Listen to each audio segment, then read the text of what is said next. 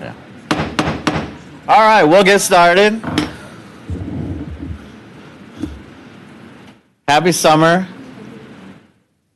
1,000 degrees here in the courthouse. It's going to be a hot meeting, hot seat. Everybody ready? Here we go. Welcome to the June 11th edition of the Health Equity, Human Needs, and Strategic Planning Committee meeting. We are here at the courthouse in room 203R.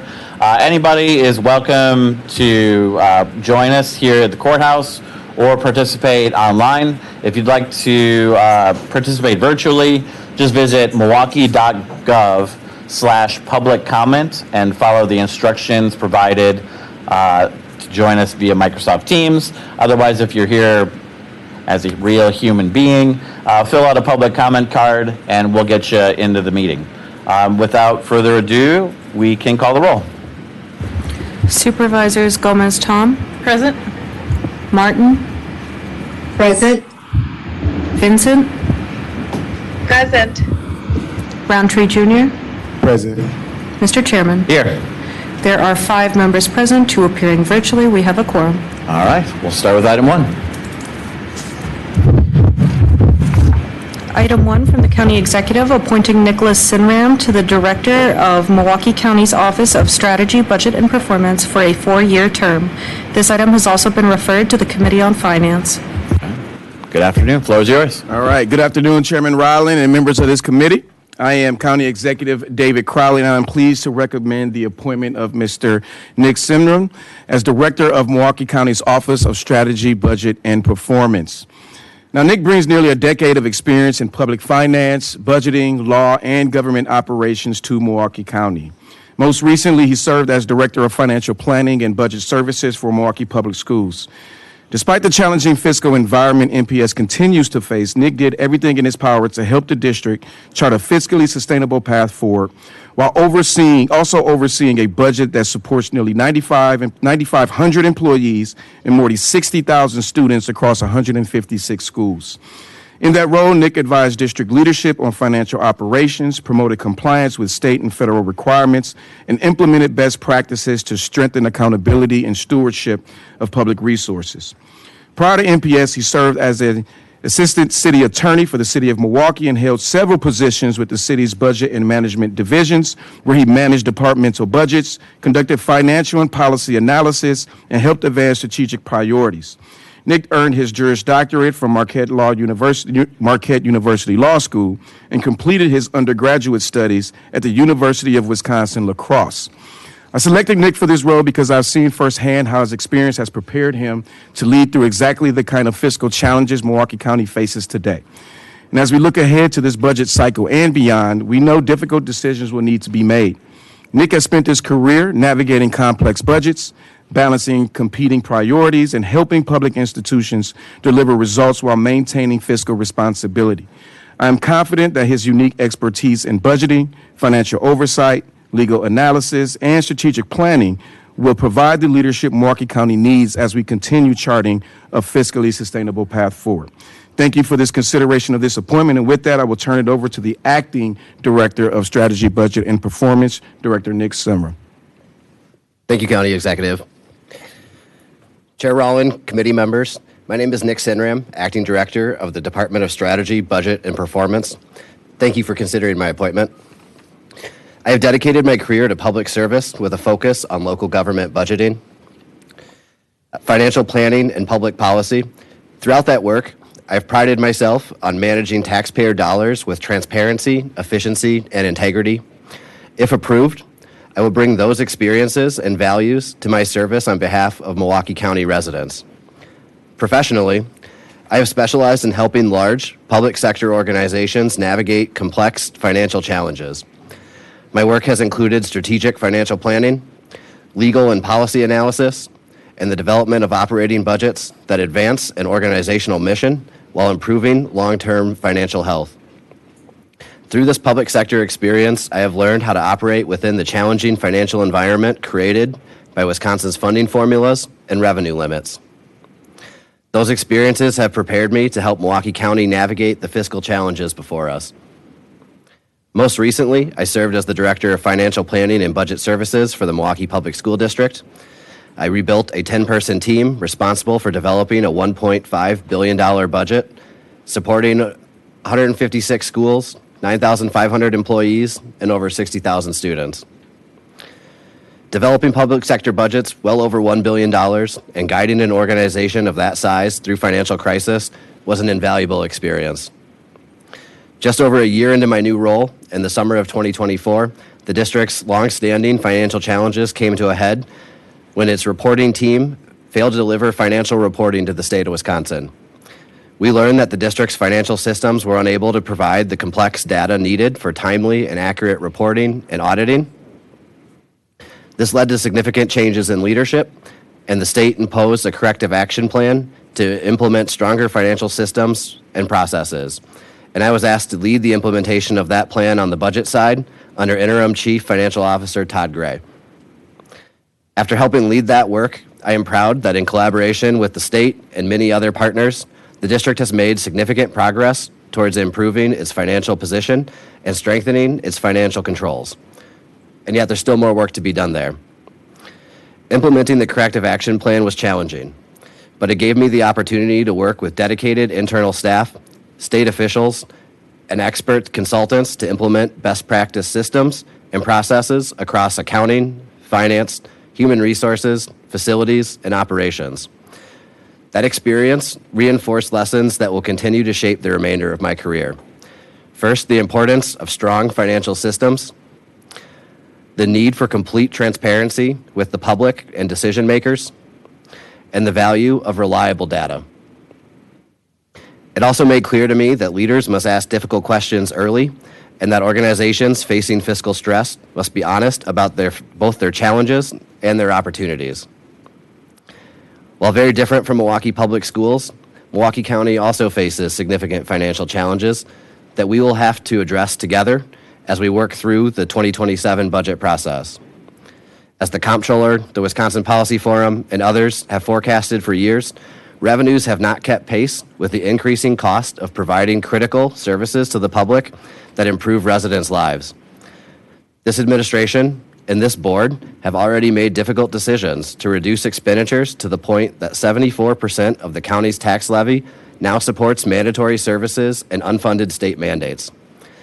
While it would not be prudent for me to speak to the specifics of the 2027 budget before the process has played out, if confirmed, my role will be to support that process with objective analysis, clear information, responsible recommendations, and respect for the role of this legislative body.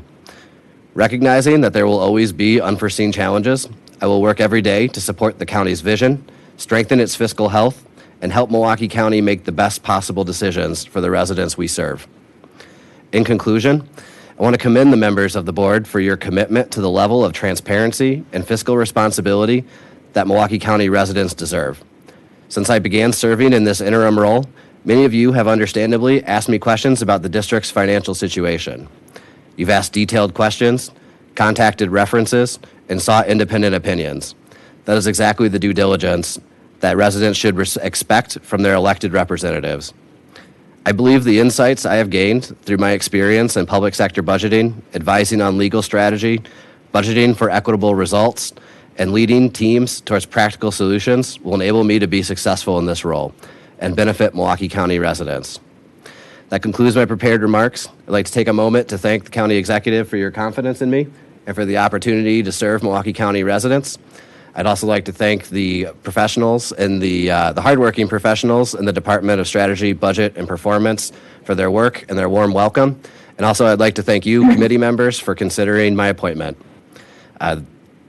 Respectfully, I ask for your support, and I welcome your questions. Thank you very much to you both. Committee, questions, comments, motions? Vice Chair. Mr. Chair. Yeah. Thank you, Mr. Chair. And thank you, County Executive and Mr. Sinram for being here with us and for honestly coming to really to serve in this capacity, because I know that this is not necessarily something that someone would run to do. And we've worked in some difficult capacities at the city, at the school district, and then now looking to work here where, we look at the projections and it's definitely, to say the least, intimidating, right? To what we have up against us, even in the next 5 years, let alone, down the line. So in that, what would you say you think is the biggest hurdle or the biggest challenge that you think you'll have to face, at least in the short term? And how do you think you're going to tackle it? Like, what's your, I guess, driving motivation to tackle it? Sure, that's a great question. It is a little intimidating, but it's not insurmountable. I think the real challenge, ironically, comes from the critical services that we provide residents and the need to preserve those services. We have residents that rely on our transit to get to work, rely on DHHS to remain healthy and continue the county's vision. So it is a challenge to ensure that we continue to preserve those services despite not having the increasing revenues to do that. I think that there's several kind of prong approach that we will take. First, we'll always be advocating for additional resources from the state of Wisconsin. We also, of course, look for efficiency that we can implement anywhere and everywhere. And then also we'll need to do significant outreach to residents and understand what your bosses, constituents, really value most in all of the services that we provide. Thank you. Thank you. I'll go to Supervisor Martin, then Supervisor Roundtree. Thank you, Mr. Chairman. I appreciate the opportunity. Thank you, Mr. Sinram, and thank you, County Executive Crowley, for recommending him for this position. Yes, it is daunting, and I kind of wonder if Nick is not a person who likes torture, because here he is. He's been at MPS and he's been at the city of Milwaukee, and it's like he seeks out difficult things to do. So you can look at that as a positive or a negative thing, and I'm going to take it as a positive, as a person who likes to run towards the difficult and not look for the smooth sailing, the easy job. And with that being said, I've had a good conversation with you, and think I got a pretty good feel of where you're coming from, and we will be holding your feet to the fire, nevertheless. And I move recommendation for approval. Thank you. Thank you. We've heard your motion for approval. Supervisor. Thank you, Chairman and County Executive and Mr. Sherman. I agree with what everyone said, and again, I too had a great conversation with you.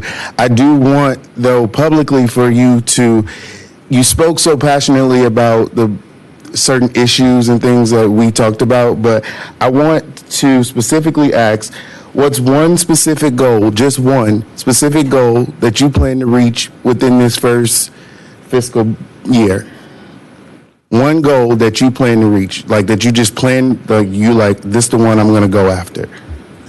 Yeah, absolutely. Thank you for the question, and Supervisor, thank you for the kind words. I'll have to do a little bit of self-reflecting about, running in towards the danger, I guess. But thank you all. Yeah, I'm very passionate about all of the services that we provide our residents. I've been in public service my entire adult professional career. Let's see, after first locating all of the bathrooms, I got that goal down. And I think next, we'll really take it into account the board's designation as transit being the highest priority for the administration. One of the passionate goals that I will pursue is to try to lobby for additional revenue from the state so that we can fund and continue the transportation services that help Milwaukee County residents get to work, live, and play, especially as a transit user myself. Very passionate about preserving those services. Thank you. Thank you. Thank you. I'll go to Supervisor Vincent. Thank you, Mr. Chairman.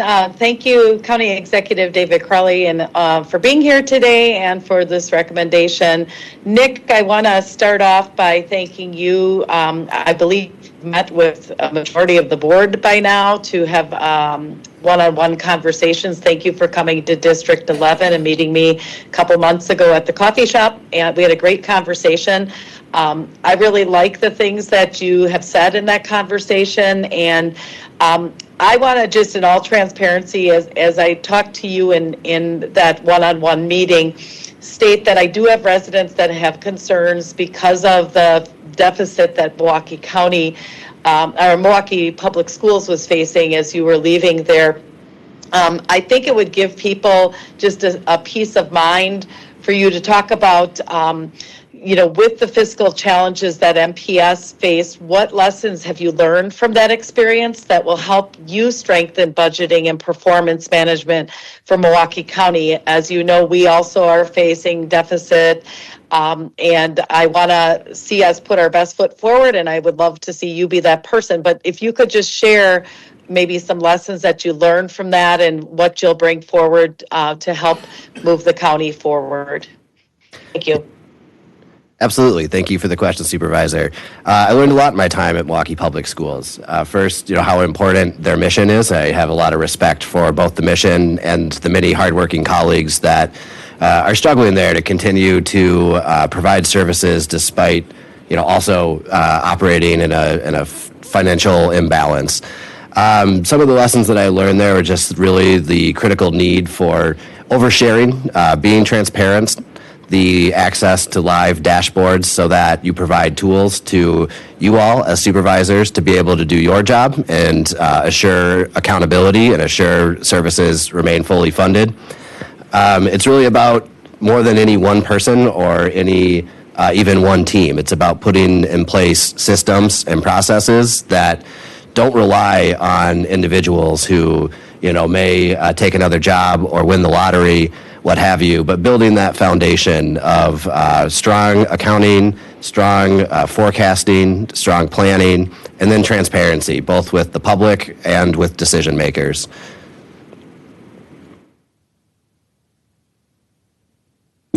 Supervisor, any follow-up? Thank you, Mr. Chairman, and thank you, Mr. Simran, or Director Simran.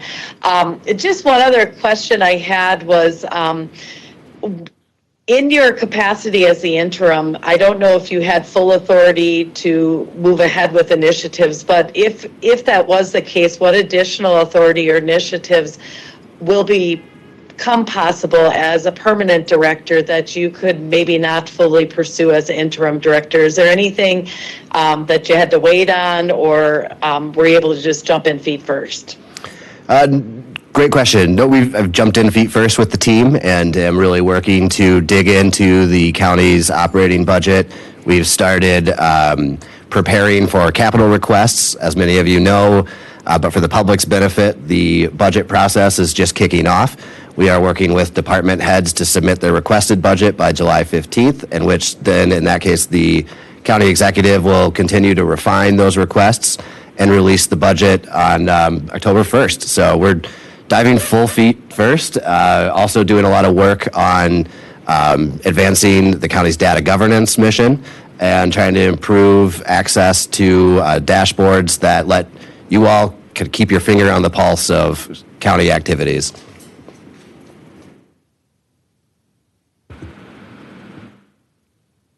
Supervisor? I'm good, thank you, and thank you again, Director Simran, for meeting with us today to get your motion moved forward. So thank you very much. I appreciate it. Thank you. Thank you. Any other committee questions or comments on the nomination?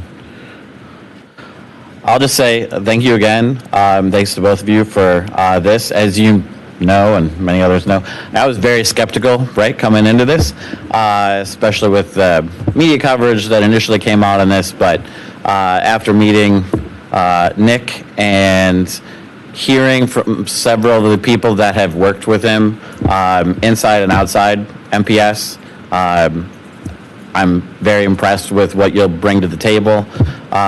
There's one particular letter from Dr. Gray, who's not an MPS guy, right? He was brought in to be the chief financial officer, but he doesn't live here. He's retired. He has like literally no skin in the game. He has no reason to vouch for anybody other than doing what's right in his heart. I just think his words in his reference letter to you were really powerful, saying that you were very professional, hardworking, with a great understanding of what needed to be done to help turn around the financial chaos that occurred in the district that year.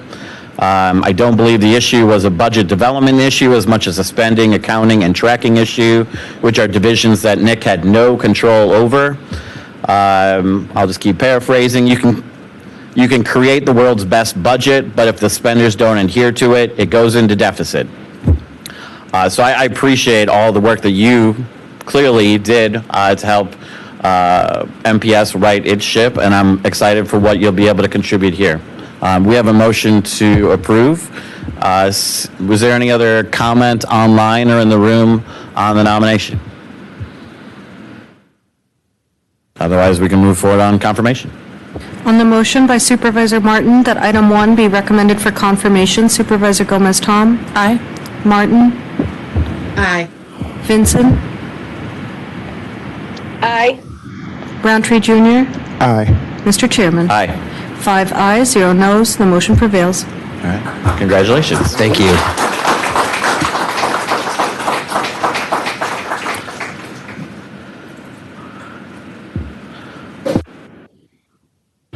Just have one moment. We'll move into item 2.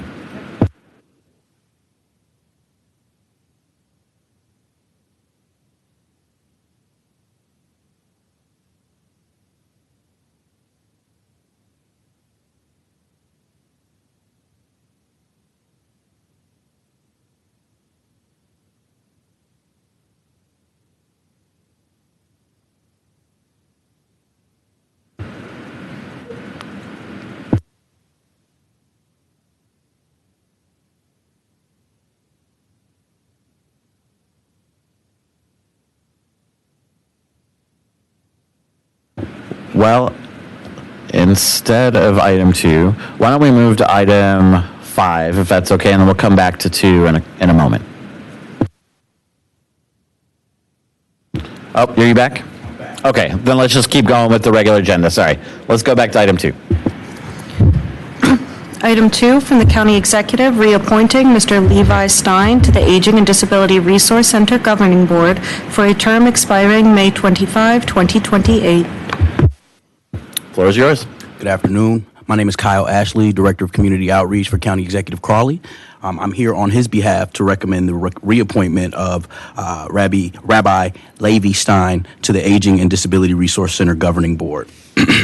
Rabbi Stein has distinguished himself as a dedicated advocate for individuals with disabilities and their families and has made a significant contribution to Milwaukee County through his leadership, community engagement, and commitment to improving quality of life for vulnerable populations.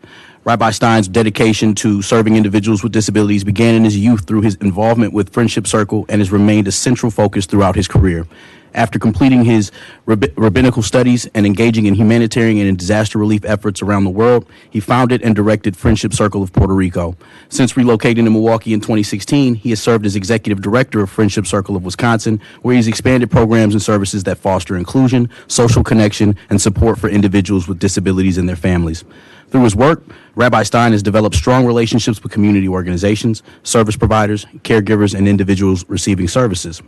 His firsthand understanding of the challenges facing individuals with disabilities and older adults provides valuable insight to the Aging and Disability Resource Center Governing Board as it works to ensure access to high-quality resources, information, and support services throughout Milwaukee County.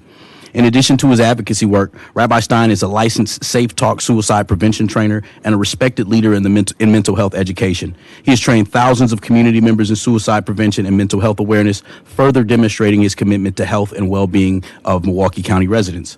Rabbi Stein's experience, leadership, and unwavering commitment to inclusion make him exceptionally qualified to continue serving on the Aging and Disability Resource Center Governing Board. The county exec is confident that his continued service will benefit the board and the residents it served. For these reasons, we respectfully request your favorable consideration of Rabbi Stein's reappointment to the Aging and Disability Resource Center Governing Board. Thank you. Thank you very much. You want to introduce yourself and explain a little bit about you? Yeah, all right. Well, I guess if you'd like to introduce like why you're interested in the position and what issues you're passionate about, those kinds of things. So what first got me interested was the work I do works with people with disabilities of all ages on many levels, and I see their struggles and challenges firsthand every day. And I used to recommend people to call the ADRC, but I never really knew who they were calling or what they were doing. And I would say getting involved firsthand really enlightened me, it educated me, and it allows me to be a good liaison really for the ADRC to the rest of the community that we work with. And that's why I'm going to go for a second run and hopefully continue to make that impact and be that person, at least for the people that we serve at the Friendship Circle. I would say just a recommendation to the county supervisors here. I think the ADRC is such an important part of Milwaukee County that maybe there should be a little bit more connection, maybe come to a meeting, come to a program a little bit more than you already do, I think would be really great. And continue doing good things. Thank you very much. So you are actually the first reappointment to come before us. So I think we are trying to build those bridges with you and with the commissioners to understand what are the key issues, how do we get engaged, what are the appropriate ways for us to get involved. So thank you for being here. I'm sure other supervisors will have similar questions, but I think I saw Supervisor Martin, then Vincent, then we'll go to any other questions. So Martin, go ahead. Thank you, Mr. Chairman, and thank you, Mr. Ashley and Rabbi Levi. I really appreciate your personal appearance today and sharing a bit about how you got engaged, as well as reminding us to be engaged as well.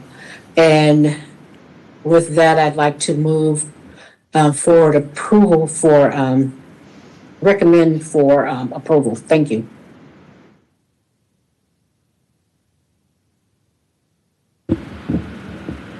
Thank you. Did you move adoption? Is that right? Okay, great. Okay, Supervisor Vincent.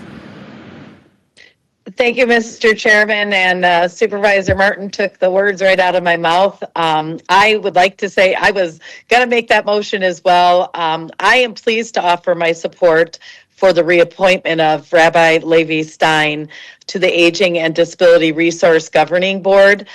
I personally have had the privilege of working with Rabbi Stein and got to know him through his community service and leadership. And through my interactions with him, I have found him to be compassionate, thoughtful, and deeply committed to the well-being of others, particularly those that are vulnerable or in need of support. I've actually been honored to take part in his suicide prevention training, the Safe Talk, where his dedication to mental health awareness and suicide prevention was evident. His ability to educate, engage, and empower community members to recognize and respond to those in crisis demonstrates both his expertise and his genuine concern for the welfare of others. He brings valuable experience, as Mr. Ashley just said, and sound judgment and a strong spirit of service to every role that he undertakes. His commitment to building inclusive, supportive communities, I believe, makes him an excellent choice to continue serving in this role. I will take him up on that offer that I should have been doing. I've gone to a couple aging events and so forth as a supervisor, but I'd like to get more involved as I'm aging and learning ways in which I can help advocate for that population. So I definitely support this and just want to thank you for your continued service to the community. You're a very selfless person, and I'm honored to know you. So you will have my support. Thank you, Supervisor. Any other questions or comments on the nomination? Yeah, go ahead. Thank you, Mr. Chairman. Thank you, Mr. Rabbi Stein and Mr. Ashley for being here. In your opinion, what would be the most effective way for us to engage as the board? I think we should have a slot on the agenda if a supervisor wants to attend. I don't think that'll be difficult to arrange. And we can ask that question to the board. When you're there at the first time, how can you engage? It's something that maybe I'll bring up even before someone schedules. Now that I'm bringing it up here, I'll bring it up at the next board meeting. But I think just knowing what the ADRC does, I toured their space. There's so many people there doing so many good work, and they're the front door for Milwaukee County on many, many levels, right? So if they're the front door, it would be good to know what's going on there and really appreciate the depth and breadth of what they're doing. Thank you. Thank you. Thank you very much. I guess as a follow-up to that, do you want to spend 60 seconds just kind of talking about the key issues that are being discussed right now? Not to put you on the spot, but you don't have to have the whole, full range. But if there are, a handful that are in discussion. I know at the last meeting I was at, they were discussing marketing. Similar to what I brought up here is a lot of aging residents and people with disabilities don't know what the ADRC does. It's the issue with the people we're trying to serve. And again, part of the reason why I joined the board, when I see someone who's 40 years old with pretty significant disabilities and never heard of the ADRC and is getting zero support and trying desperately to live with a parent who is in their 80s or sometimes more, it's sad that they don't know that there's resources that is here for them. They just don't know about it. And it surprises me every time I meet someone like that. So I think that was an issue we were discussing at the last meeting. It's really important to get out to the community and making sure that Milwaukee County knows what Milwaukee County offers. It's like we said earlier, creating a budget and then not knowing where to spend it is pointless, right? We have resources, let it go to the right place. Thank you. Seeing and hearing no other requests for comment, we've got a motion. We can call the roll. On the motion by Supervisor Martin that item number 2 be recommended for confirmation, Supervisor Gomez-Tom. Aye. Martin. Aye. Vincent. Aye. Roundtree Jr. Aye. Mr. Chairman. Aye. 5 ayes, 0 noes. The motion prevails. Thank you very much. We can go on to item 3. Item 3 from the County Executive, appointing Ms. Leanne Hanrahan to the Aging and Disability Resource Center Governing Board for a term expiring June 3, 2029. Thank you again, Chairman, committee members. My name is Kyle Ashley, Director of Community Outreach for County Executive Crawley.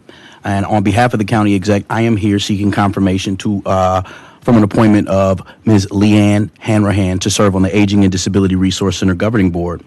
Ms. Hanrahan brings extensive leadership experience in human resources, workforce development, healthcare administration, and community engagement, making her exceptionally qualified to contribute to the board's important work on behalf of older adults, individuals with disabilities, and their caregivers.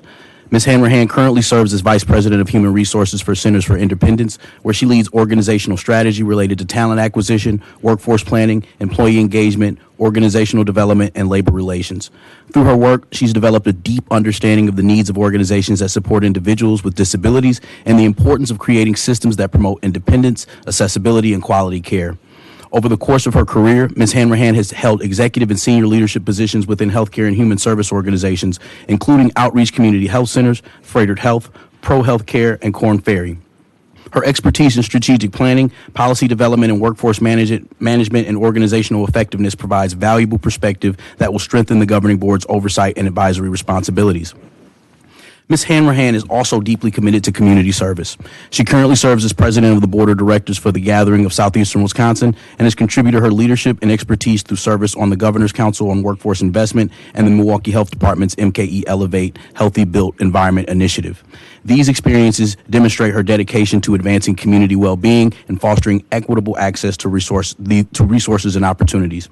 The county exec is confident that Ms. Hanrahan's professional expertise, leadership experience, and commitment to public service will make her a valuable member of the Aging and Disability Resource Center Governing Board. Her perspective will help support the board's mission of ensuring the Milwaukee County residents have access to information, services, and supports needed to live with dignity, independence, and purpose. Thank you. Thank you. Yep, Ms. Hanrahan, good afternoon. If you want to introduce yourself a little bit and explain why you're interested, that'd be great. Sure. So good afternoon, everyone. I'm Leanne Hanrahan, and thank you very much, Kyle, for sharing a bit about my background. I'm very interested in joining the board of the ADRC. I think in addition to all of the things that Kyle shared about my background, I serve as the Chief People Officer for the Centers of Independence.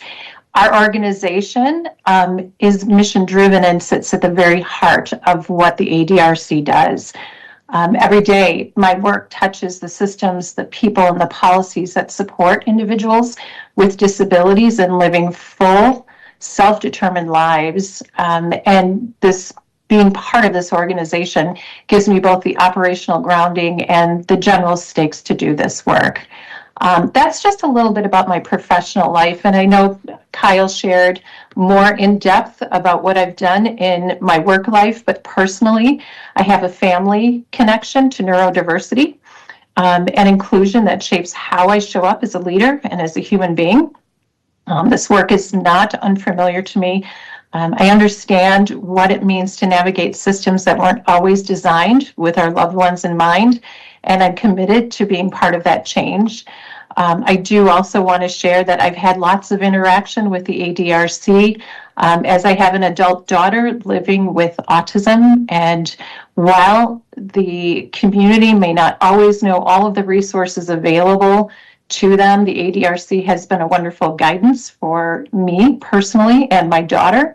And they've helped us navigate many other very complex systems. So if the committee will have me, I would love to be part of the board of the ADRC. Thank you. Thank you very much. We've got hands up from Supervisor Vincent, then Supervisor Martin. Welcome to the room. Thank you, Mr. Chairman, and thank you, Ms. Hanneran. Did I say that right? Hanneran? Right. Hannerhan. So thank you so much. Your resume is very impressive, and just sharing your personal story with your own daughter, I think, gives me a sense of confidence that you are someone that is speaking from experience. So I think that's great. I just have one question for Mr. Ashley. That was just regarding the terms, because we just voted on someone. Are there different lengths of terms for these seats, or I just had noticed that Rabbi Stein's term was different than this one, and I was just curious about that. And I do want to make a motion to approve, but I just had that simple question. Thank you. Thank you, Supervisor. There was an administrative gaffe that occurred with Rabbi Stein that is presented the difference in dates. So happy to talk a little bit more offline as it relates to why, but we were trying to take advantage of making that right in that moment. So that's why. All righty. Okay, thank you. And I guess, Mr. Chairman, I will make a motion to approve this appointment. Great. Supervisor Martin. Thank you, Mr. Chairman, and thank you, Mr. Ashley, and to the county executive for putting forth great folks to serve on this board, because it's so important with our aging population. And for Ms. Hanrahan, great. I've been watching her, haven't been able to get to the gathering yet, but really am impressed with your passion for the work and how you connect the personal with the work and your willingness to want to serve on this particular board. That is something that I had struggled with coming onto the board back in 2018 and watching who was on various committees, and folks sign up and want to work on these committees, yet once they get approved, they disappear. And I don't have that reluctance with you. I feel your passion, and I've seen your work in your past, and then like others have said, your resume speaks pretty much for itself. So I am very thrilled and thankful about the quality of folks that are being put forward. And I'll yield back. Thank you very much. Any other questions or comments in the room, online? Seeing none, we've got a motion. We call the roll. On the motion by Supervisor Vincent that item 3 be recommended for confirmation, Supervisor Gomez-Tom, Aye. Martin, Aye. Vincent, Aye. Roundtree Jr., Aye.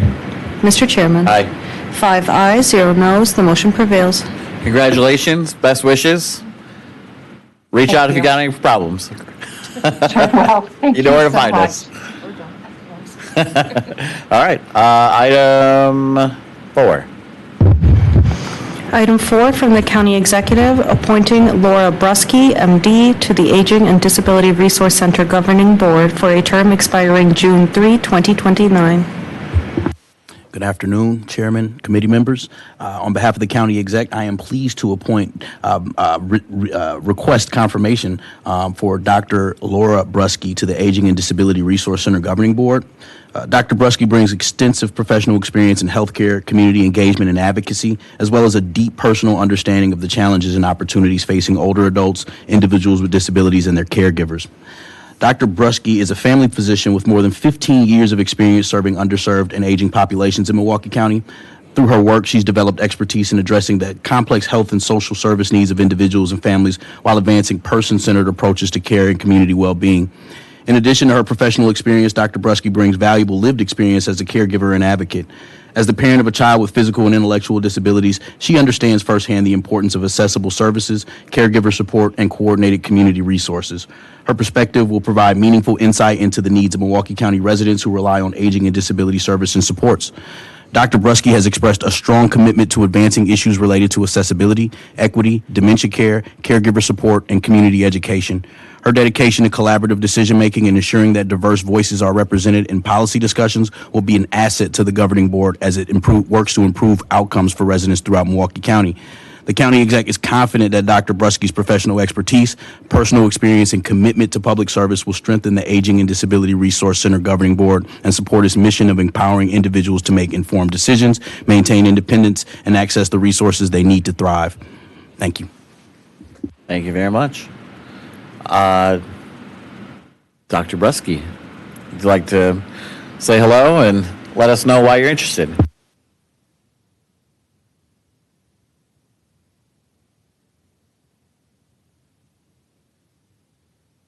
Sorry, no, we can't hear you, unfortunately.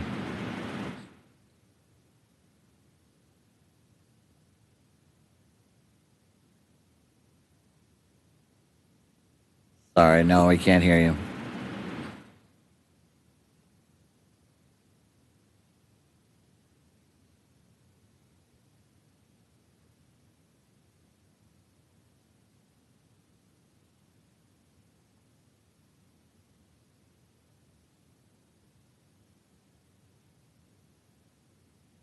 Yeah, sorry, we can't hear you.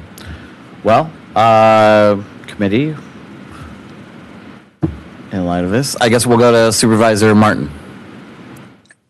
Thank you, Mr. Chairman, and thank you for Mr. Ashley and County Executive for putting forth Dr. Brusky's resume and putting her up for recommendation.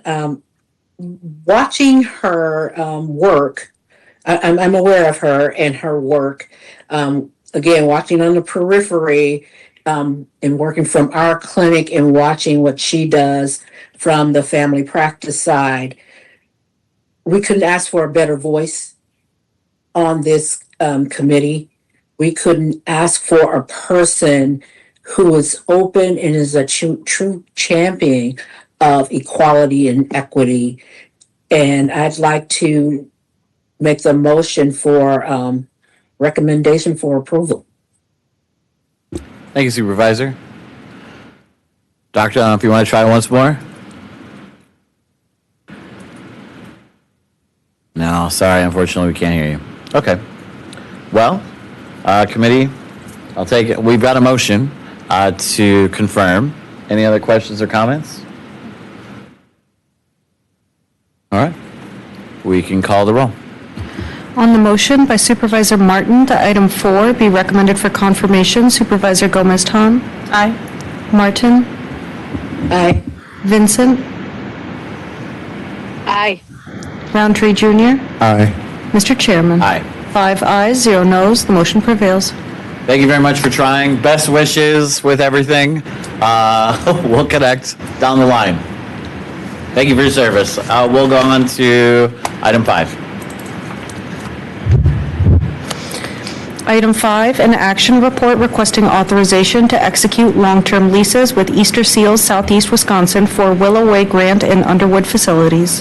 This item has also been referred to the Committees on Finance and Parks and Culture.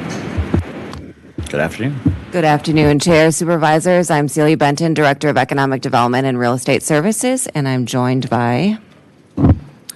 Hello, this is Rami Peltz, Leasing Manager for Economic Development and Real Estate Services. So with your permission, can I pull up a presentation? Yeah, go for it. Thank you.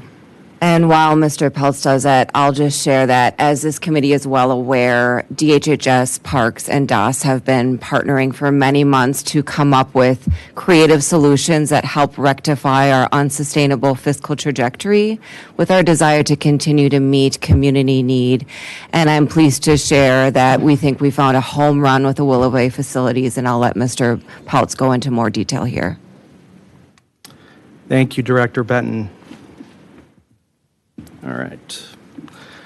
So again, my name is Rami Peltz, Leasing Manager with Economic Development and Real Estate Services Division within DAS. As this has been a collaborative effort across multiple departments, joining me today are colleagues from DAS, Parks, and DHHS. By way of reminder, we appeared before this committee in March to provide an informational update regarding ongoing leasing discussions with Easter Seals, Wisconsin for the Willow Way Grant and Underwood facilities. Today, we are returning to the committee with positive results of those discussions and are requesting authorization to execute final long-term lease agreements with Easter Seals. The continued partnership represents an opportunity to preserve and expand inclusive programming while substantially reducing Milwaukee County's future capital and operating obligations and continuing to put the county on a more sustainable financial path. So first off, these long-term lease agreements are basically going to, in a nutshell, accomplish 4 things. It significantly reduces future county operating capital obligations for these 2 facilities. It preserves and expands inclusive recreation and respite programming. It maintains these facilities as mission-serving assets within Milwaukee County and ultimately continues to align county strategic goals around fiscal health and sustainability. So this proposal is consistent with our overall county's facility strategy. Across departments, we continue to look for ways to reduce deferred maintenance liabilities and align facility stewardship with our core service priorities. Rather than the county continuing to own every operating responsibility, we are leveraging partnerships with trusted nonprofit organizations such as Easter Seals to preserve valued services while improving long-term fiscal sustainability. So this slide highlights the truly critical juncture that we are in to reconcile an unsustainable fiscal trajectory while balancing the needs of our residents with disabilities. So you can see from the slide, over the next 5 years, just the Willow Way facilities in Grant and Underwood will require approximately $4.5 million in capital investment, which excludes the splash pads and playgrounds. In addition, from an annual operating cost perspective, it's about $113,000. Under the proposed lease, Easter Seals will assume responsibility for utilities, maintenance, operations, and capital improvements. As a result, Milwaukee County's ongoing financial exposure would be significantly reduced. So, just to go over the key points of the lease and its terms. So the start date would be January 1st, 2027. It's going to be an initial term of 10 years. There will be renewal options for two renewal options, 5 years each. The rent is $1 annually. The utilities, maintenance, and capital improvements would all be on the tenant, which would be Easter Seals, southeastern Wisconsin.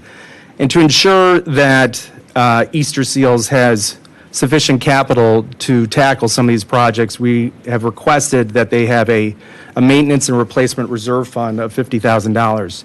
And lastly, we will have a termination right if things go awry and somehow things don't work out. We have essentially a termination for any cause. So a little background on Easter Seals of southeastern Wisconsin.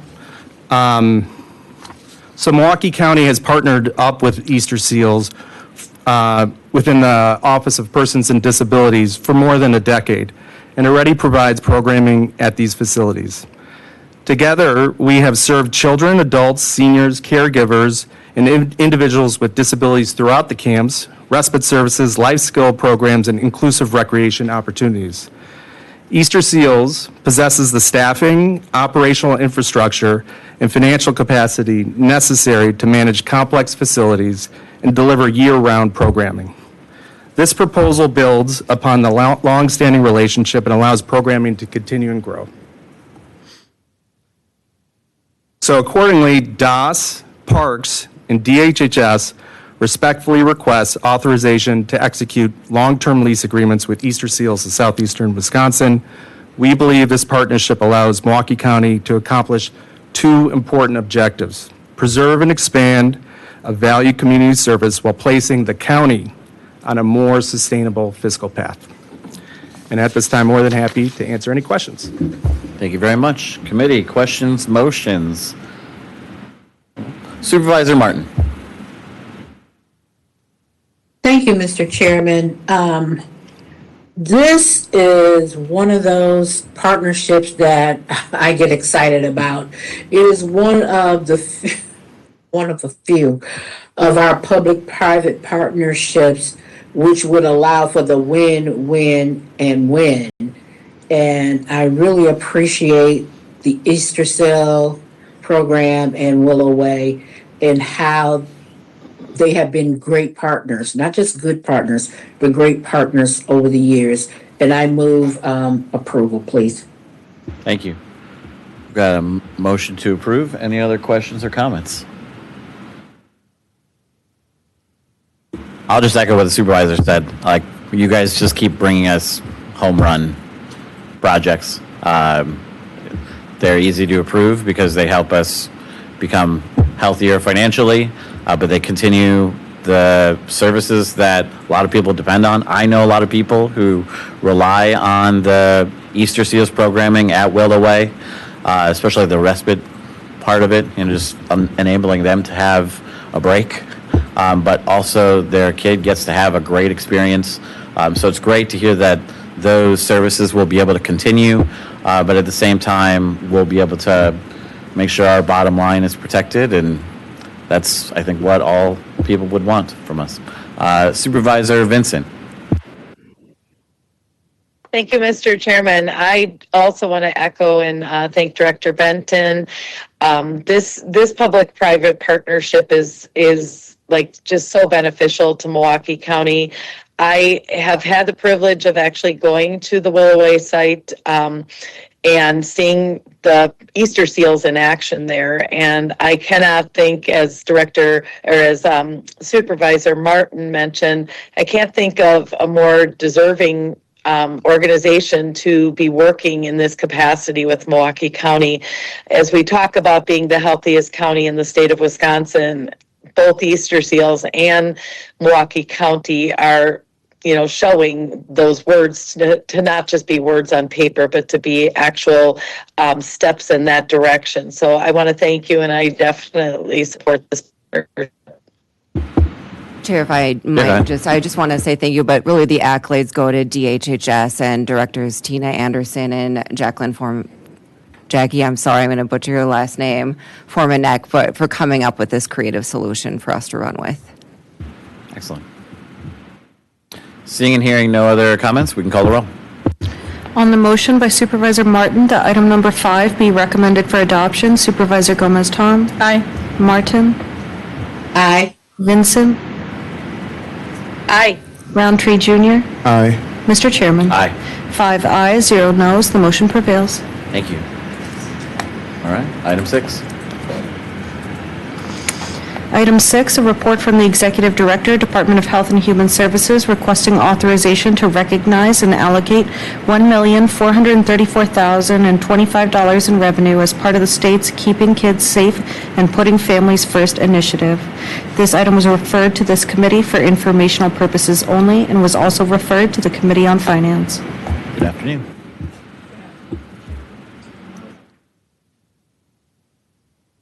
There you go. Thank you. Good afternoon, Mr. Chairman and members of the committee.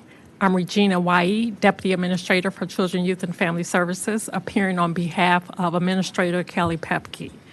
We are here to request authorization to recognize and allocate $1,434,025 in revenue as part of the state's Keeping Kids Safe and Putting Families First initiative. This initiative is coming from Keeping Kids Safe and Putting Families First initiative, which is ARPA state recovery funds. Milwaukee County DHHS, Children, Youth, and Family Services received $1.434 million in a one-time ARPA recovery funding through the Wisconsin Department of Children and Families. Funding was provided by a contract amendment to an existing contract for youth aids between DCF and DHHS. Funding is intended to support children, youth, and families who are involved in or at risk of involvement in child welfare or youth justice systems. The primary goal is to prevent deeper system involvement, strengthen families, and keep youth safely in their homes and communities. Funding period is from January 1st through 2026. January 1st, 2026 through December 31st, 2026. Funds must be fully spent and reported by the end of 2026. No carryover is permitted. CYFS is leveraging these one-time funds to expand and strengthen community-based supports that are already demonstrating positive impact in the community and with our youth. Due to the timing of the award, a competitive procurement process was not feasible. However, recommended providers are established community partners with proven experience serving Milwaukee youth and families. Investments focus on prevention, intervention, mentoring, behavioral health, violence prevention, housing stability, and positive youth engagement. Major funding priorities are Safe Summer Initiatives, which is the largest investment within this allocation, supports up to 10 community-based sites throughout Milwaukee, provides youth engagement, mentoring, recreation, workforce opportunity, wellness, activities, and safe places during high-risk summer months. Focus on evening and weekend programming when youth are often have limited activities that are available to them. The community-based supports, academic support, leadership development, arts enrichment opportunity, and crisis response and prevention services. Behavioral health expansion, investment in mental health services and dialectical therapy training, expanding access to evidence-based interventions for youth and families, and building long-term clinical capacity within community systems. Intensive monitoring and family support youth involved with court system monitoring and resource collaboration. Provides individualized support aimed at reducing further youth justice involvement. Violence prevention, providing housing assistance for youth and families impacted by community violence. These priorities align with Milwaukee County youth justice reform, community-based care, racial equity, violence prevention, and family preservation. Supports our ongoing efforts to reduce reliance on correctional placement and strengthen community alternatives. This reinforced the county's visions of building a continuum of care that addresses youth needs before crises occur. The recommendation is to authorize CYFS contracts with community partners, also noting that $314,000 $1,600 for behavioral health services subject to mental health board approval. Approve implementation of the funding activities through the end of the year, December 31st, 2026. Thank you for the opportunity to present. Thank you.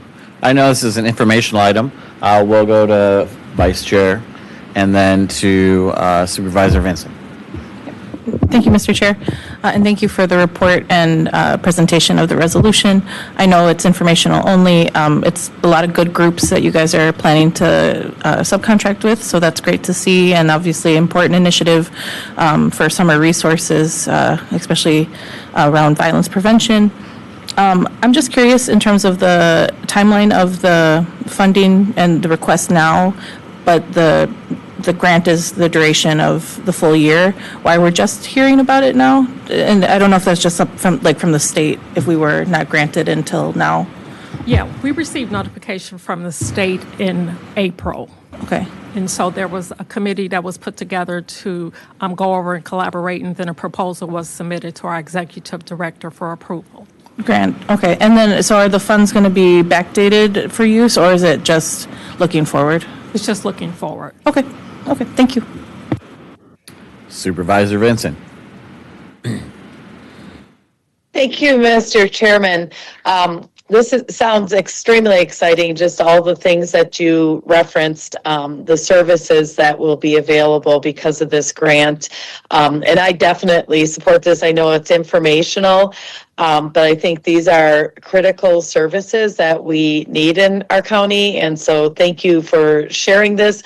I do have a question regarding the sustainability, because you mentioned it is a grant and that these are one-time funds, I believe you said. So what would be the department's plan for maintaining any programs, services, or staffing that may be created or expanded with this funding once the grant period ends?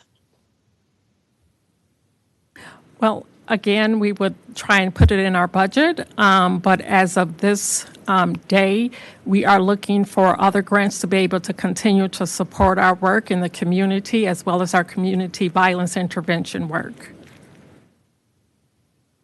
Thank you. Supervisor? Thank you. I appreciate that. Thank you. Thank you. Any other committee questions or comments? Seeing, go ahead. Mr. Chair, if I may, I'm Claire O'Brien. I'm the Budget and Policy Director for the Department of Health and Human Services.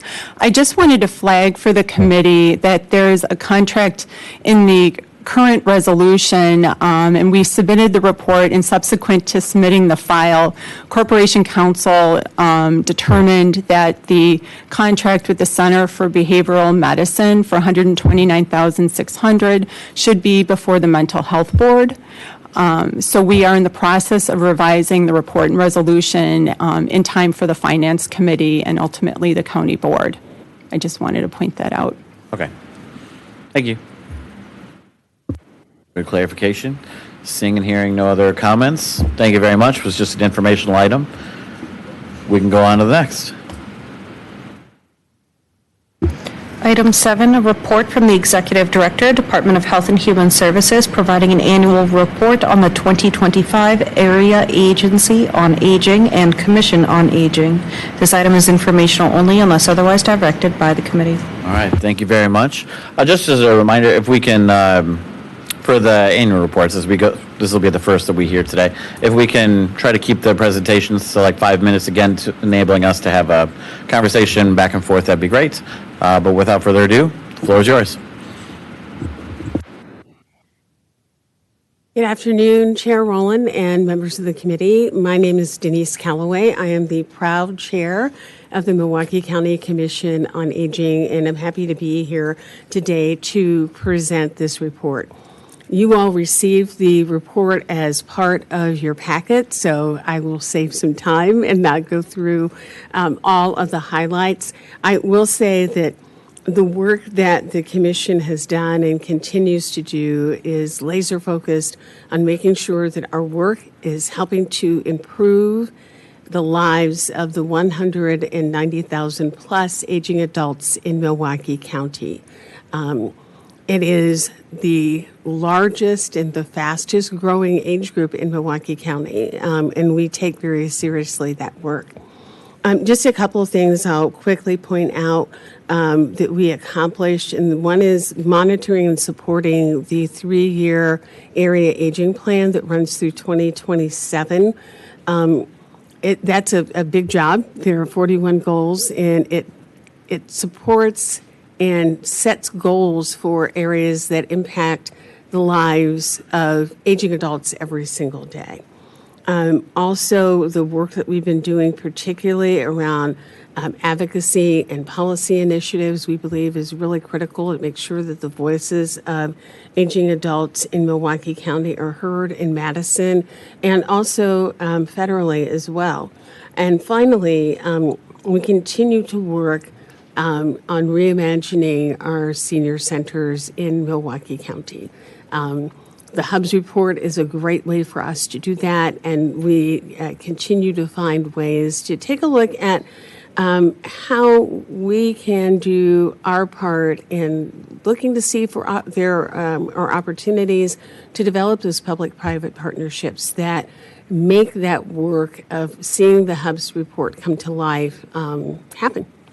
One thing that is not in this report that I just want to mention very briefly is to really recognize and thank the individuals who are commissioners for the Commission on Aging. They dedicate a lot of time and energy to this, not just through prepping for our monthly commission meetings, but also for the real work, as you all know, that is done at the committee level. Their lived experiences and their life experiences really are an asset to the Commission, to Milwaukee County, and to aging adults. Thank you, Chair Callaway, Chair Rowland, members of the committee. My name is Danny Jakubski. I'm the Director of Aging Services for Milwaukee County in the Department of Health and Human Services. First, I'd just like to thank Chair Callaway and the Commission on Aging for their leadership, their support. As I've said many times, we have the most active Commission on Aging in the state of Wisconsin, and they take their role very seriously and hold us accountable for the work that we do at an agency level. The only additional thing I would like to point out is that we don't do this work alone, and we cannot do it alone. The Commission is charged with coming up with a plan for a comprehensive, community-based, and coordinated system of care for older adults across the county. The funding that we receive through the Older Americans Act and tax levy dollars and other state and federal resources help us achieve some of those goals, but without full partnership from the Aging Network, it is impossible. And this is highlighted in the fact that most of the work that we do is done through partnerships. Last year, we had 32 different agencies that we partnered with in 27 different programs, and some of the brand new agencies that we partnered with on initiatives included the American Heart Association, the Medical College of Wisconsin School of Pharmacy, the Urban Ecology Center, Chip and Dip, and our own behavioral health services. So we had a lot of new initiatives in 2025, and we're continuing to try to create new opportunities to expand our work with limited resources into the community. Thank you. Thank you. Committee, questions? Vice Chair Gomez-Town. Thank you, Mr. Chair, and thank you for your report. I saw just one bullet that maybe this is offline that we want to chat about, but I would love to learn more about the services to older asylees and refugees. I was really excited to see that included as part of your efforts, and with a lot of the changing policies, I think that's going to be impacting that community quite a bit. So, yeah, I would love to learn more. We'd be happy to do that. Thank you. Any other questions or comments? Seeing and hearing none, thank you very much for the report. We'll go on to item 8.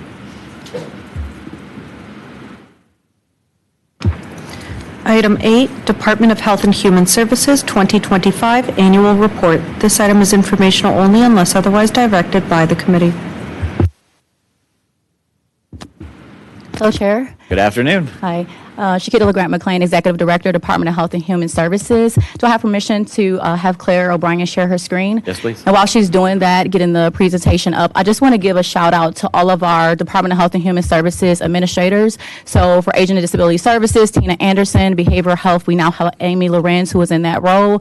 For our Children, Youth, and Family Services, Kelly Pethke. Child Support, we've been having Mashonda McGlasson, who's been doing an amazing job as the interim, and we're bringing on David Comer from the city in a couple of weeks. For our Housing Services, Jim Matthew, and our Veteran Services, Rick Flowers, and all of their deputies and the amazing team. So I just had to do that shout out before you start my time, because I hope that started before the. And you have several divisions within DHHS, so I'll be a little bit more lenient with the time. Okay, all right. All right, so here we just want to thank you for the opportunity to share the work of the Department of Health and Human Services in 2025. So last year was a monumental year.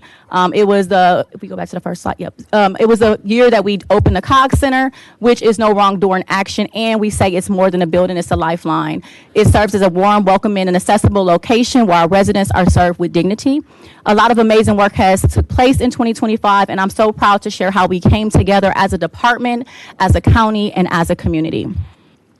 In our department, if you go to the next slide, we have 6 service areas in Department of Health and Human Services. And so we have nearly 1,000 staff, and we have more than 4,000 providers that we work hand in hand with. We've worked towards our department's vision of together creating healthy communities.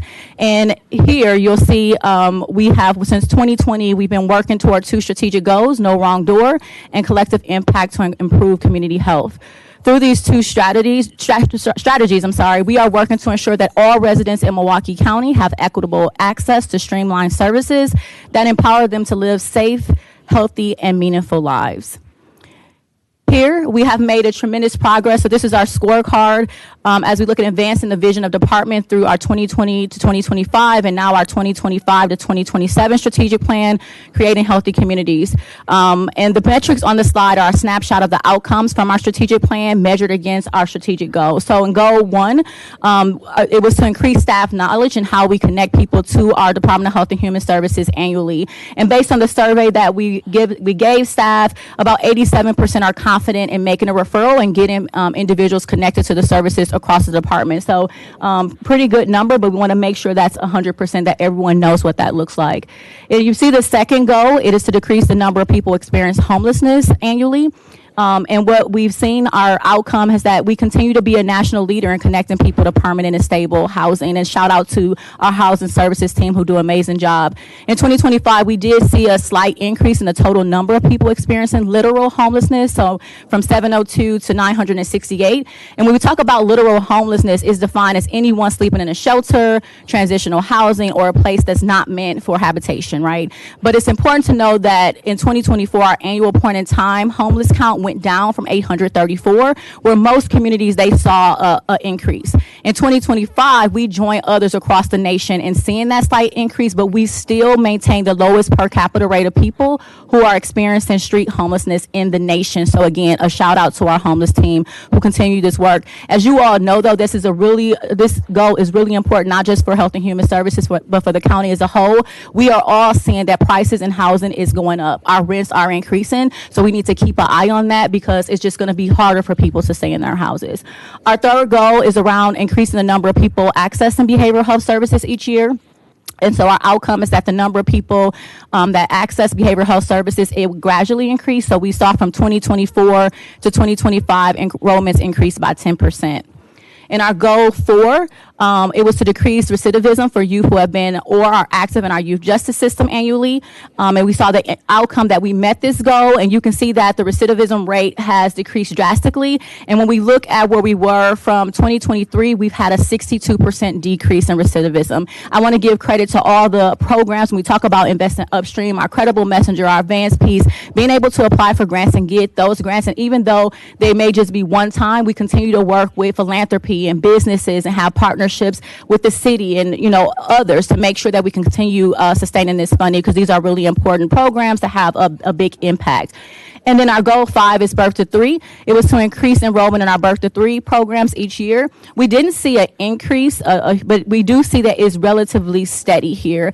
And what we saw is that, and you all know, we've lost more than 2/3 of our local providers since 2018, but we're still serving more children with fewer resources. So even though it's steady, we continue to serve children. I also want to note that our Birth to 3 program has a 94% Metastar score.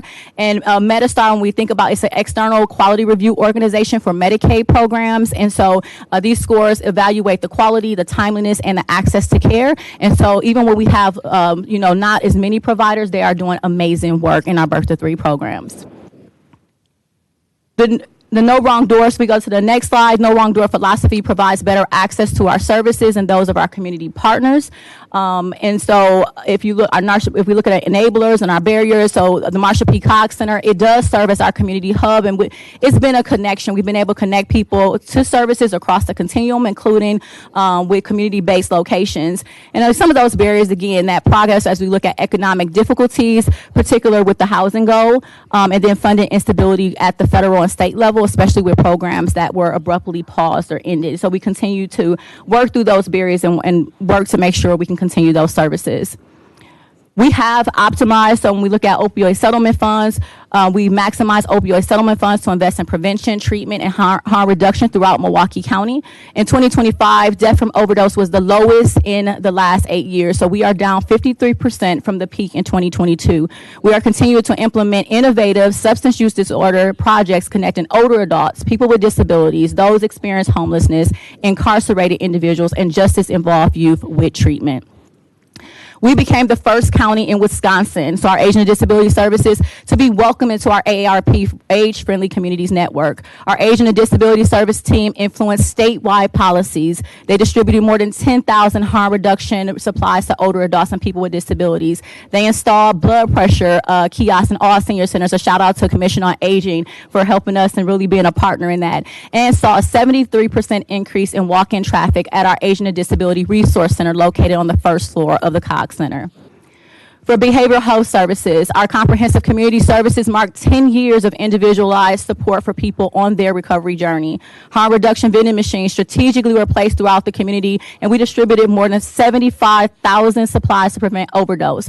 Our Wraparound Milwaukee expanded connection with Milwaukee Public Schools and a new multidisciplinary team with service providers. We celebrated our 30th anniversary of Milwaukee Morbid Crisis, providing care and connections to services for residents experiencing a behavioral health crisis. Here in child support, we serve more than 1,400 fathers through our Fatherhood Fire Grant, which was completed, and they also secured a new federal grant, the Forge Fatherhood Project. The team assisted more than 900 parents at local libraries and community events through our Child Support in Your Neighborhood, and they were named the Wisconsin Child Support Agency of the Year by the Wisconsin Child Support Enforcement Association. Congratulations, Child Support. In our Children, Youth, and Family Services, our Community Violence Intervention Housing Program epitomizes No Wrong Door, receiving 48 referrals and getting those families in crisis into stable homes. Our Children Long-Term Support Waiver Program dramatically reduced its wait list and now enrolls individuals in services faster. All our first-time youth justice referrals are now connected with our Children's Resource and Referral Team to access eligibility for mental health and disability services, getting families connected sooner and quicker.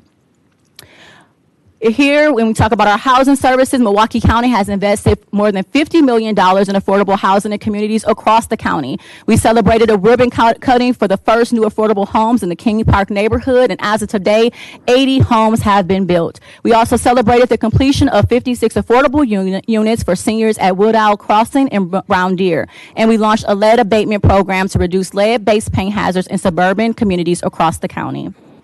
In our veteran services, they have played an important role. That's a very small team, and Rick Flowers is heading a lot of that work. And he has helped veterans and their families access benefits, including $18 million in education and $457 million in health care. The team assisted nearly 100 veterans and their families in avoiding eviction or energy disconnections, and they had 12,000 contacts with veterans in 2025.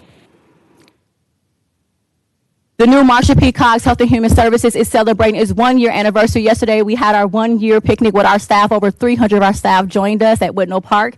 And really, more than 2,000 people have walked through that door since we opened last year. We have served so many people, and we are really excited that we are right there in the community meeting people where they are.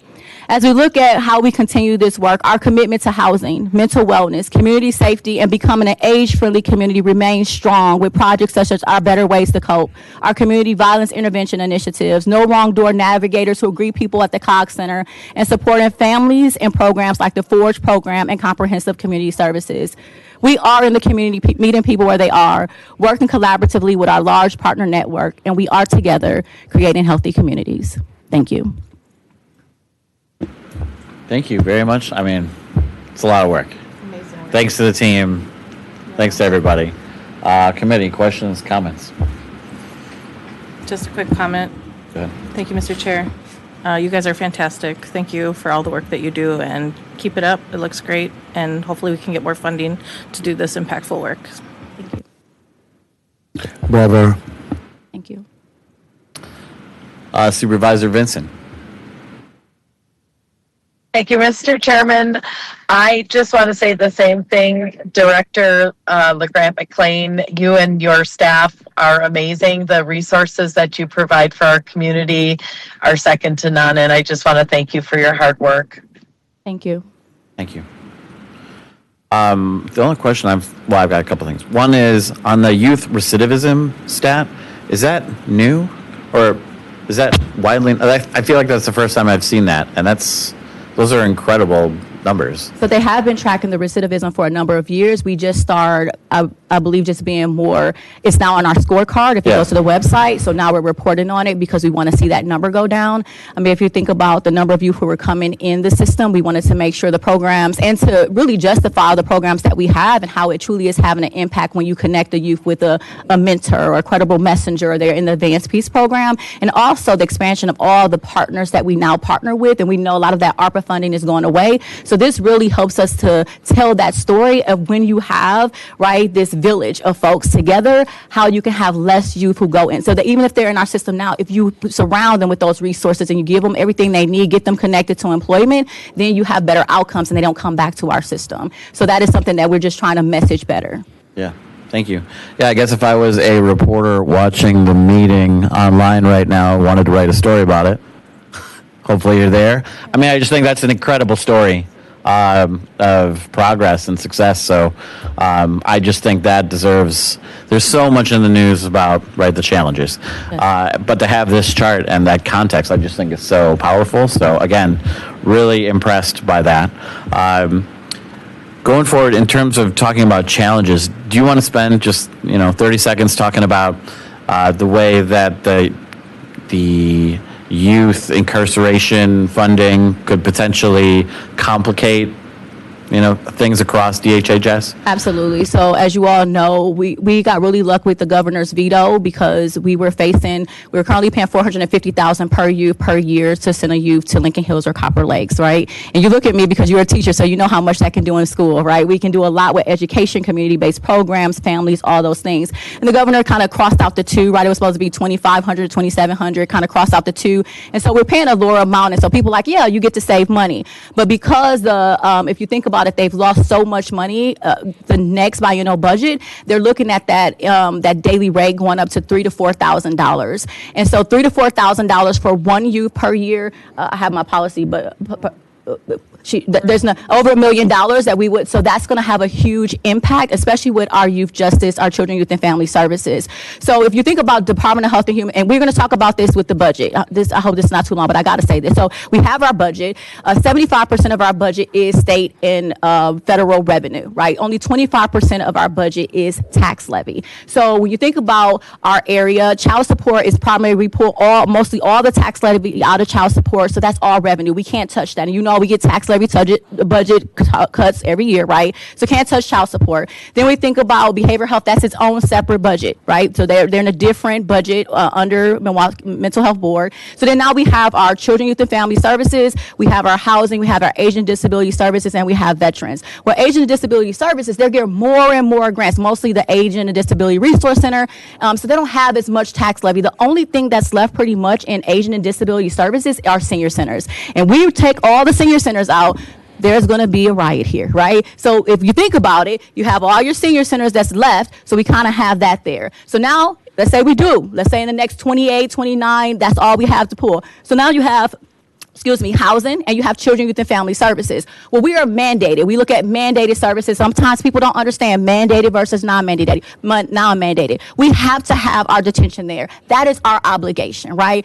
All the things that are having this impact, when you see that decrease in recidivism, you see the impact with the youth. You see that we went from having 115 youth in Copper Lake, Lincoln Hills in 2015 to down to 15 now. That is because of the upstream investment. That is because Credible Messengers. That is because of the partnerships with agencies. So all of that is supported with tax levy. So then when all you have now is children, youth, and family services, and you have housing. Now, no one wants to call housing because housing is leading in the nation.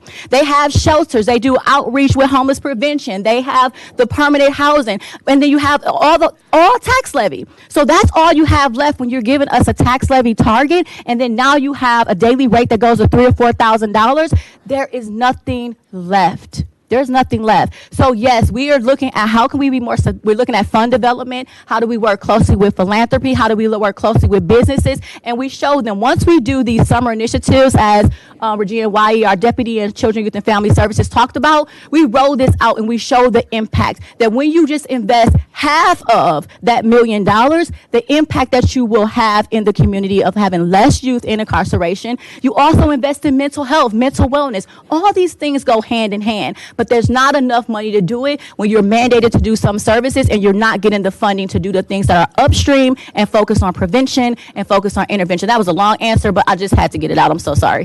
That was an amazing answer. Very candid, very thorough. I mean, that daily rate, the potential increase of the daily rate, to me is the biggest threat, not just to Health and Human Services, but just to our ability to help people. So I hope, again, for anybody who's listening, might be writing a story or something, just to flag how critical it is for that not to happen. And for us to be able to have the funding we need to deliver the services is so critical. So thank you very much for this report. Any other questions or comments? Thank you very much. Thank you. We'll go on to the next item. Item 9 from the Register of Deeds, Office of the Register of Deeds, submitting a 2025 annual report. This item is informational only unless otherwise directed by the committee. All right.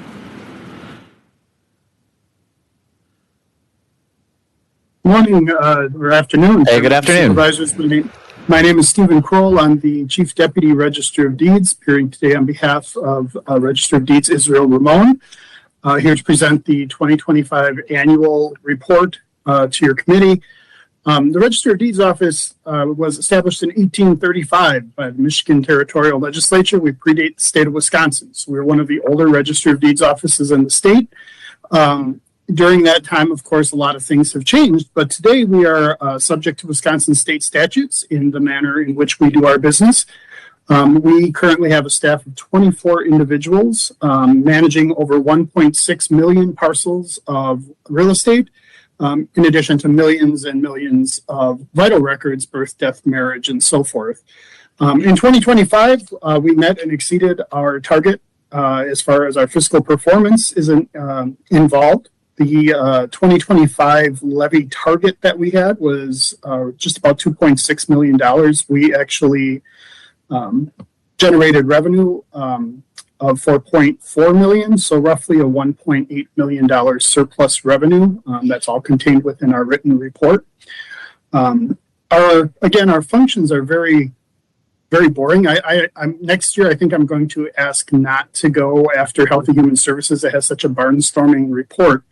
But we do record real estate documents, issue copies, and deal with vital records every single day.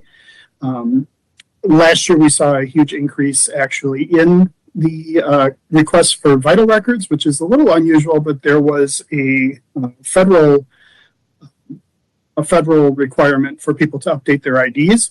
With that, people needed to get their birth and marriage certificates in order to do so. So we did see an increase there. This year, our numbers in vital records are much more normal, which is what we anticipated would happen. Likewise, we also provide notary services. Believe it or not, it's getting harder and harder for individuals to go to even their own financial institution and get notarization of important documents. A lot of times they don't want to notarize anything anymore that is not germane to an account that you hold at the institution. So we have definitely expanded our notary services, and with proper identification, we will assist the public with that. In order that they can get things notarized that they need. Otherwise, without going on, I don't want to read out too much from the report since you've already received it in writing. If there are any questions, I would be happy to address those at this time. Thank you. Questions or comments?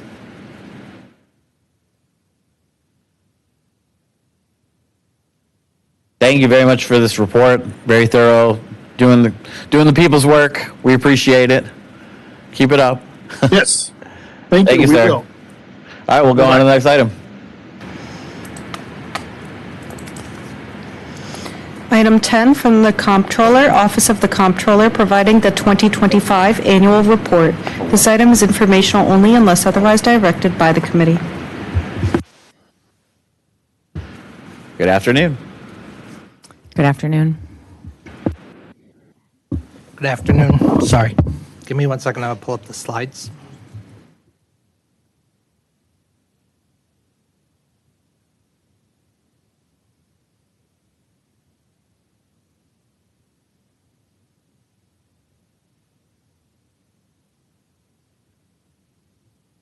Okay. Good afternoon, Chair and members of the committee. Comptroller Liz Sumner, I'm here with Deputy Jim Moon. Thank you for the opportunity to present the Office of the Comptroller's 2025 Annual Report. I'd like to walk you through who we are, the strategic direction we've been building, and where we are heading.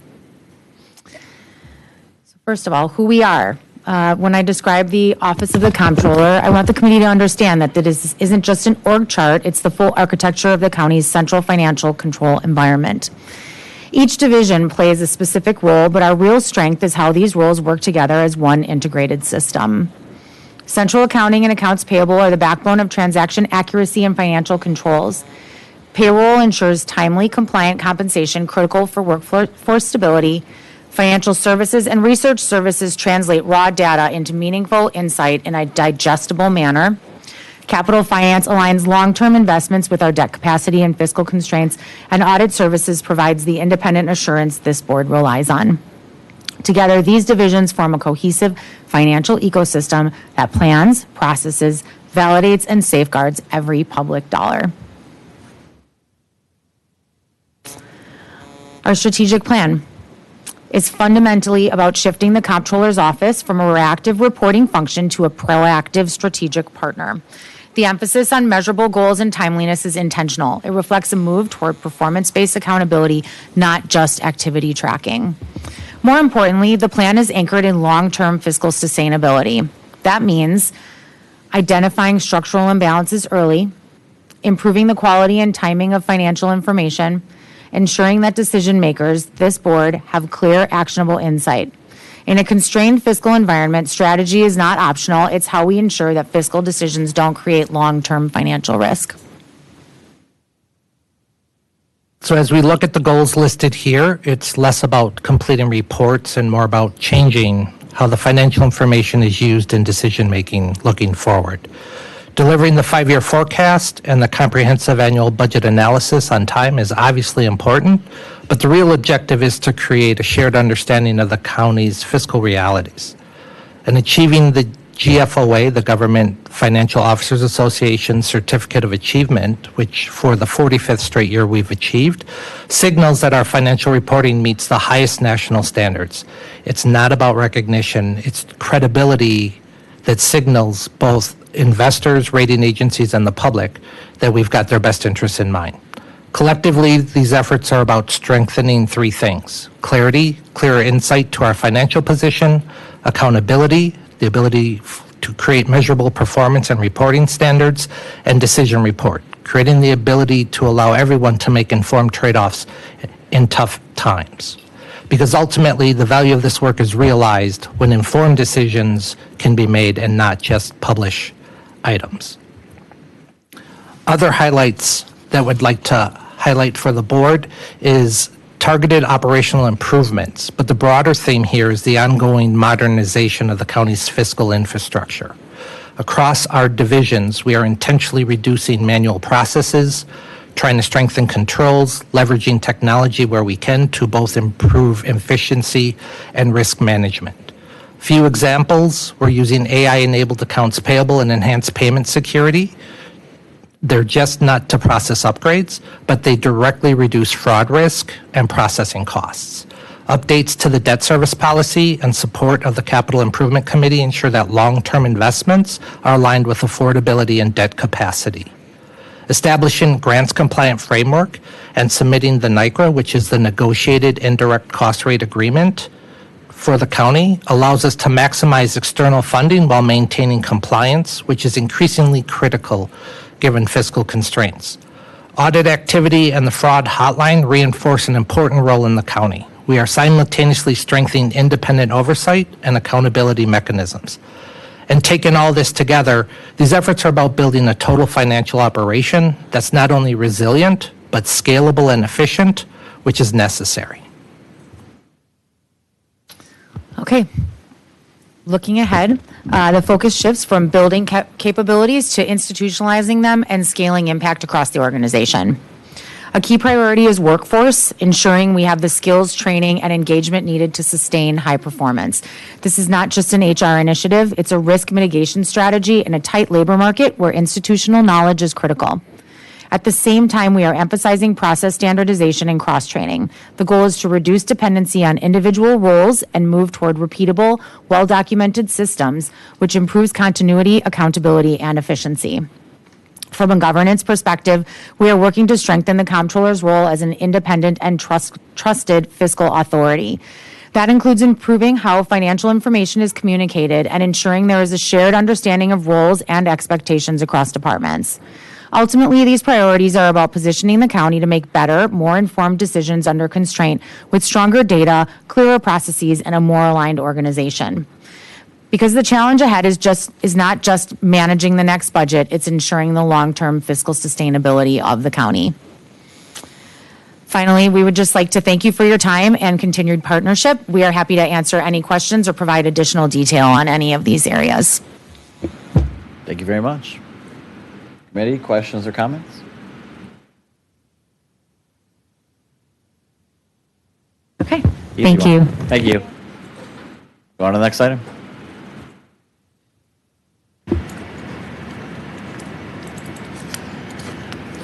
Item 11, Milwaukee County Department of Transportation 2025 Annual Report. This item is informational only unless otherwise directed by the committee. Good afternoon. Good afternoon. Joe Lamers, Director of the Milwaukee County Department of Transportation. And I'm Nicole Armendariz, Director of Public Affairs and Marketing. And give me just one moment to pull this up. Yep. Okay.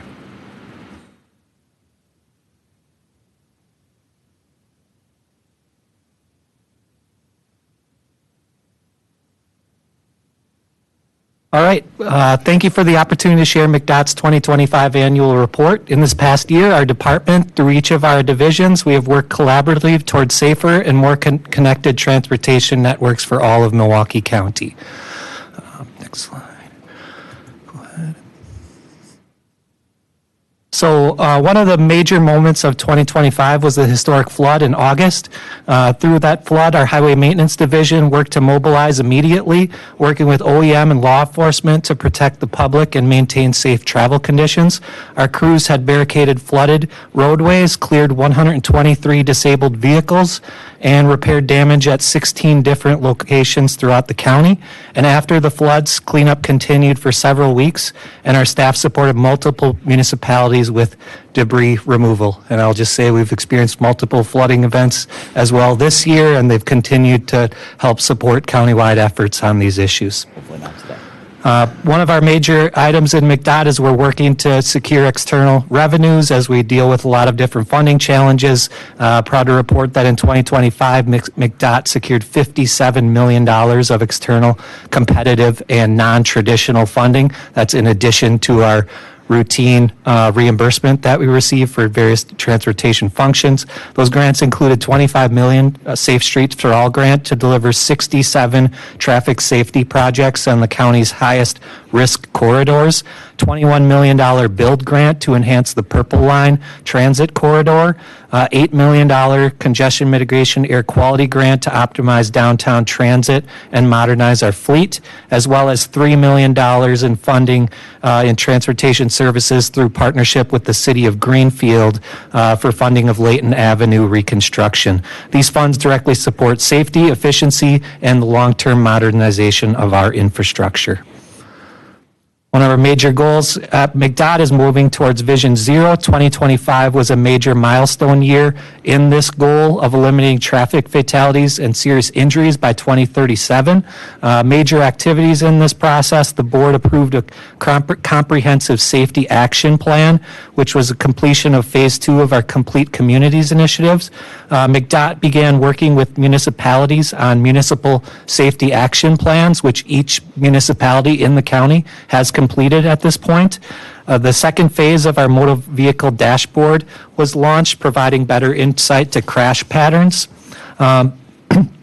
A series of traffic calming demonstration projects were implemented in partnership with 6 municipalities, which help us to study proposed safety improvements on their streets.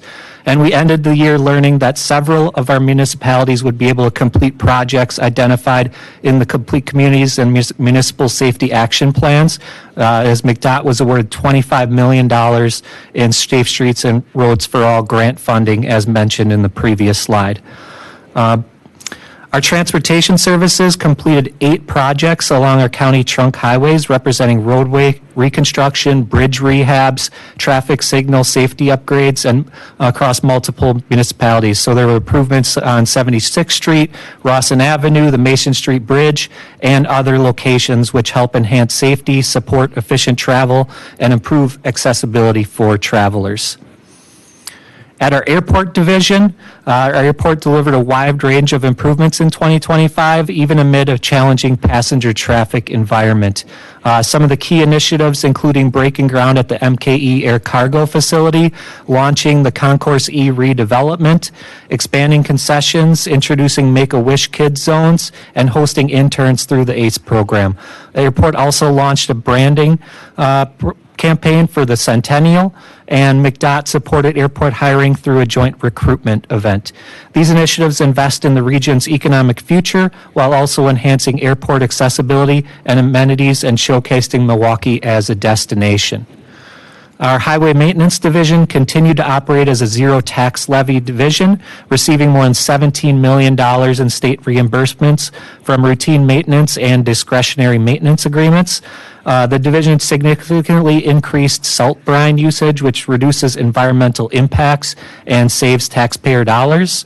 It also had increased public outreach and feedback via its Citizen Issue Reporter web application, reporting and resolving 621 issues compared to 604 the previous year. This is an application where residents can share concerns about our county roadways, and just those items are all responded to in a 24-hour period, which I would say is pretty remarkable, especially when you compare to some other municipalities' response times. Recruitment and retention also improved significantly in highway maintenance, reducing average monthly vacancies and enabling stronger operational capacity. In 2025, the team also worked to expand training, including additional OSHA trainings, flagger certifications, a pilot program to support Class A CDLs, and preparing for potential future promotions. Within the fleet management area, 2 AMOPs were created to optimize our fleet, working to reduce fleet footprint and guiding future purchases. These AMOPs represent a collaborative effort to reduce capital and operating expenditures and also increase environmental sustainability through fuel usage. The division also began implementation of fuel management strategy after installing automated fuel monitoring systems the previous year. Fleet was able to monitor more than 27,000 fuel transactions, which helped pinpoint areas for fuel reduction strategies. The Fleet Management Division has several initiatives underway to address hiring and recruitment challenges. We are having a lot of challenges hiring mechanics, but for example, the division continued its internal career ladder model to provide enhancement opportunities for existing employees, and also started exploring opportunities to generate interest in fleet careers for young people who may be interested. Fleet staff completed a 4-year project to improve efficiency in our main fleet building, replacing dozens of 60-year-old windows in the main garage. In our transportation services area, in addition to the 8 projects that I mentioned earlier, Transportation Services secured funding for Layton Avenue, also previously mentioned, and our transportation services also focused on recruitment and retentions of transportation engineers. The division also supported the countywide transformation project to improve recruitment and retention and align salaries with market. And then on our transit and paratransit, Milwaukee County Transit System, the Milwaukee County Board of Supervisors helped this service area with helping to stave off a fiscal cliff for 2026 after MCTS has reached nearly the exhaustion of COVID-19 relief funding, which was earlier than previously anticipated. Further, to address challenges in our transit system, MCTS has worked to implement multiple initiatives to increase the sustainability of the system, ranging from system efficiency and fare compliance strategy to increasing safety and reliability for riders. MCTS rolled out several key initiatives that were aimed at enhancing safety and security on buses for customers and employees, including expansion of the Public Safety Officer Program, which has seen some great success. MCTS also took numerous steps to increase recruitment and retention, including official registration of Wisconsin's first coach bus and operator program and mechanic apprenticeship programs, and a number of efforts to improve workplace safety, health, and communications. There's also ongoing efforts to improve paratransit services. With support from the Milwaukee County budget, work in 2025 was able to help avoid route eliminations in the 2026 budget, sustaining vital bus and paratransit service for riders who rely on public transit every day. MCTS also laid the groundwork for Transit Plus riders to use WISCO, the same modern fare collection system as other riders use. That was the information I had to share for our annual plan. I know it's very quick across a large department area. We're happy to take questions if you have any. We also have our department directors are on the call available if you have questions about any particular service area. And thank you. Thank you. Committee, questions or comments?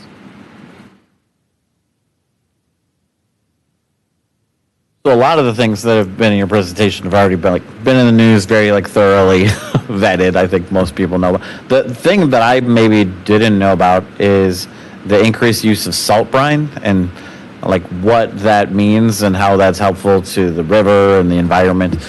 I don't know if you're prepared to talk about that at all, but I just think the stats that I just quickly were able to Google is fascinating, but I don't know if you have any. Thank you. I'll turn over to Director Santiago, who's joined us on. Okay.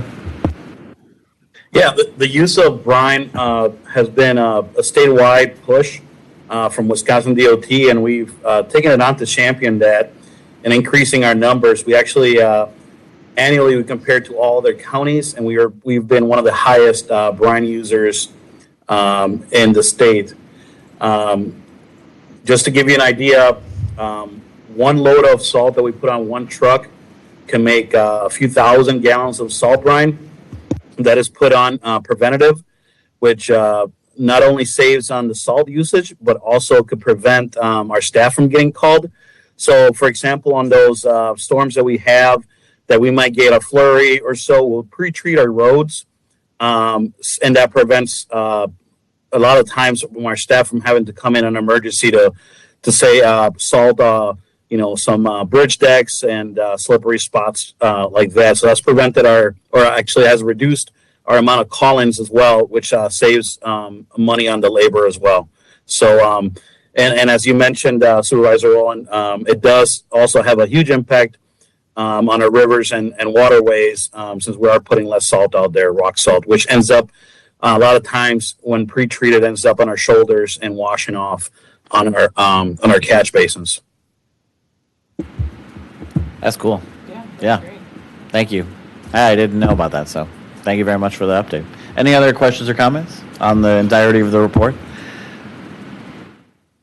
Thank you very much. Thank you all.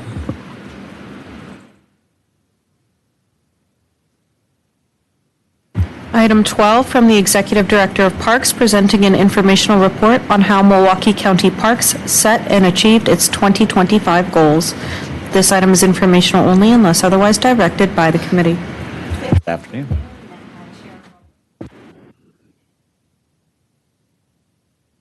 There we go. Sorry about that. Good afternoon. Vanessa Koster, Director of Administration for Milwaukee County Parks. And I do have a brief presentation, if that's okay to share.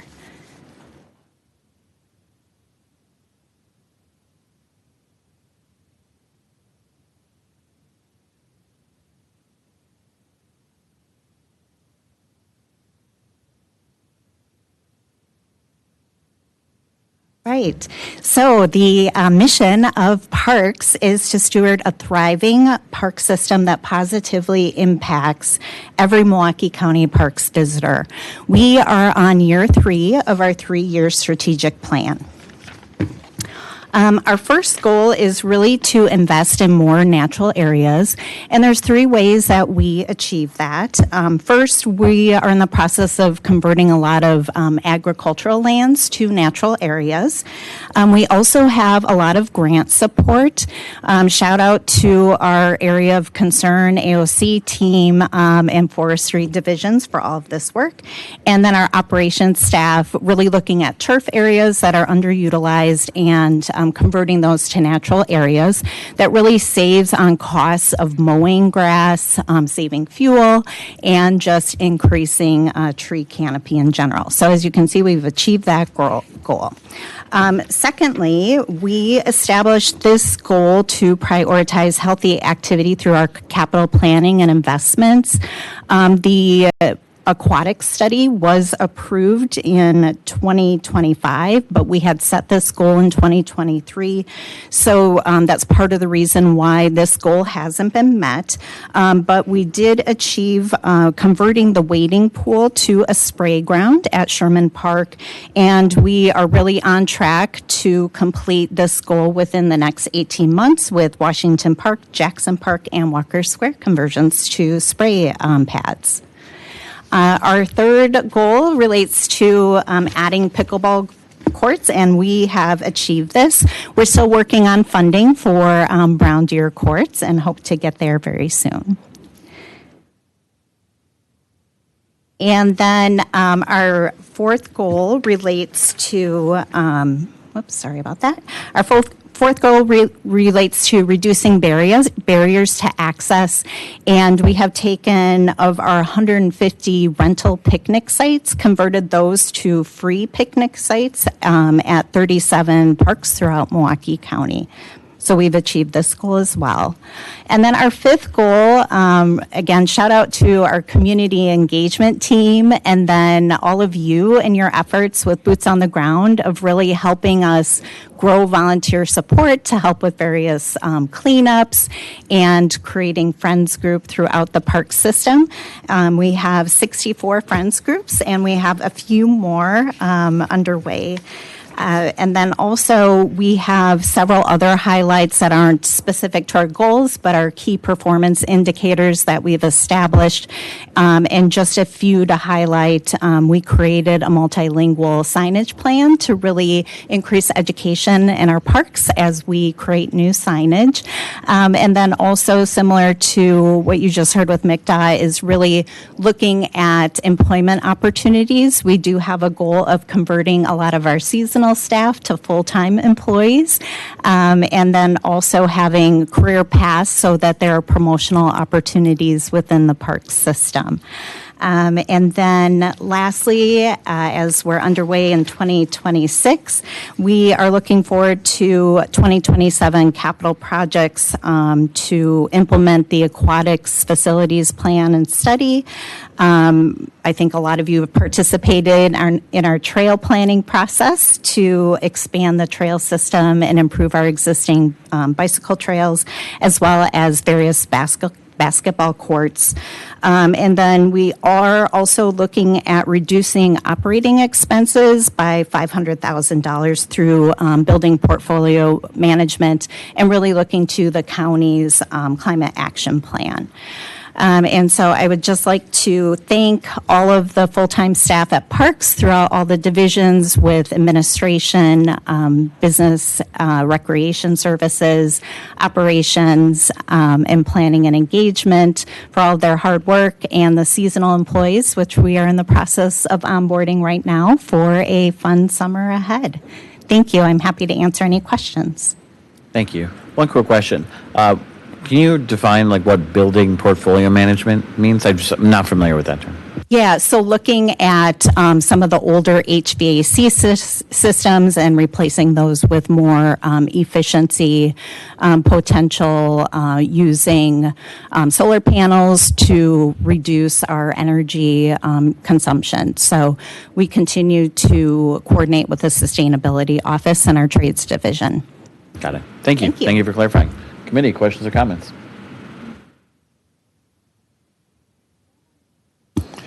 Thank you, Mr. Chairman, and thank you, Vanessa. Ms. Vanessa, Director Vanessa, for being here.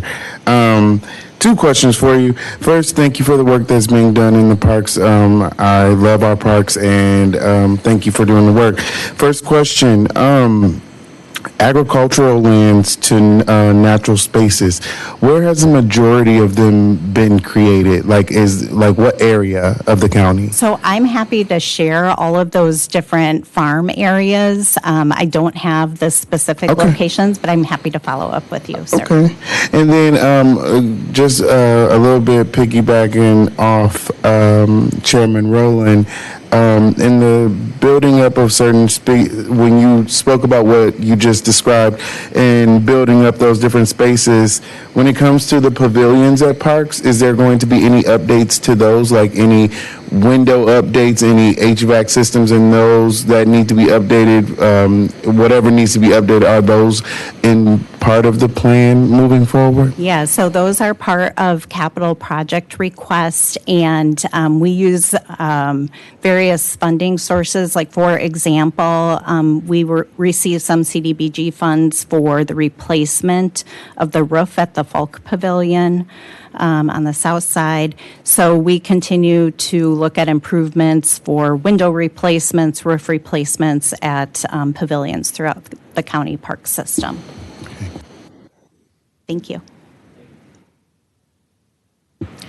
Thank you for the report. Great to see the signage transition that you guys are working on. And then in terms of the goal, I made a face to my Mr. Chair. But regarding the... Not a pickleballer, I guess. I don't know. The goal around pickleball courts, is there any way of like looking at it more holistically in terms of what can we transition those spaces to that make sense for the community that they're in, rather than just a straight conversion to pickleball, even though, because I know it's hot, I know it's the hot thing right now, but I would love a futsal, court in one of my parks if we were transitioning something, or, I hear basketball, tennis are still important. So, yeah, just a comment. And they've, honestly, Director Guy Smith and others have already heard this from me, so I'm just saying it for the public. I appreciate your comment. Thank you. Thank you. And I think we've talked about having more of like an athletic fields plan. Yes. That's more comprehensive and just kind of understanding the gaps. Like I know we did that within the school district just to kind of map out like where's all the basketball courts, where are the soccer fields, where's all, and like what is in demand, but that we wish we had more of. So yeah, I'd love to see something like that too. Any other questions or comments? Supervisor Vincent. Thank you, Mr. Chairman, and thank you for this report. I too love our parks.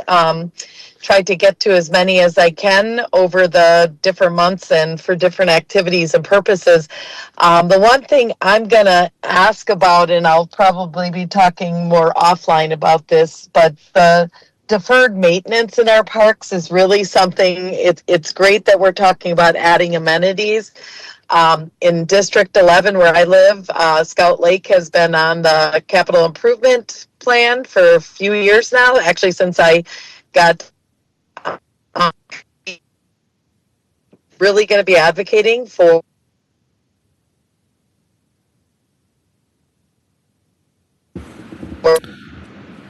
the falling apart and pathway.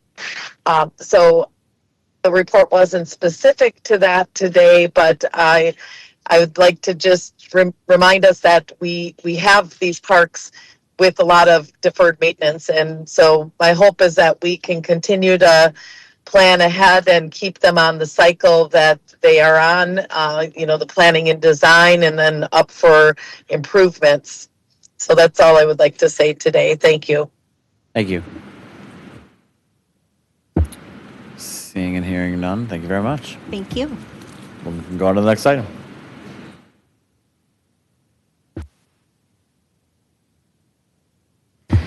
Item 13, 2026 Department of Administrative Services Annual Report. This item is informational only unless otherwise directed by the committee. Chair, Supervisors, Aaron Hertzberg, Director of Administrative Services here at Milwaukee County. Happy to walk you through our annual report for the year. Very good. The Department of Administrative Services, or DOS as we often call it here, we're aligned with our vision statement to have a highly engaged workforce that provides operational excellence and customer service while working to achieve racial equity within Milwaukee County. As a core service department, we see our direct alignment to that overarching mission, vision, values of Milwaukee County. You can see there on the right side the groups that make up the Department of Administrative Services. And also get a sense of our mission statement, really kind of a behind-the-scenes group. We see ourselves very often as capacity builders. If you think of the public being at the center, where that logo of Milwaukee County is there on the right, we have these community-facing departments. Those are the groups that are most often providing direct service to our community. We sit on the outside, internally facing, very often being the capacity builders to make sure we have the right resources available for those departments to provide that service to the community. We sometimes talk and say that, every minute one of those groups, our friends at Parks, Director Costner or somebody else spends working in a procurement, that's a minute they're not serving the community directly. We want to make sure they have efficiency in that process. We want to make sure they have the right resources, the right infrastructure, the right technology to go out and do the quality service that they need to provide for the community. So again, we're sort of that capacity building group is the way we talk about and often see ourselves. In terms of our objective, it's really built around right extractions from our vision statement. It's all about having the right engaged workforce, providing operational excellence, exceeding customer service expectations. Very often our customers are those other departments within the county, including the County Board of Supervisors as a department, and in alignment to racial equity.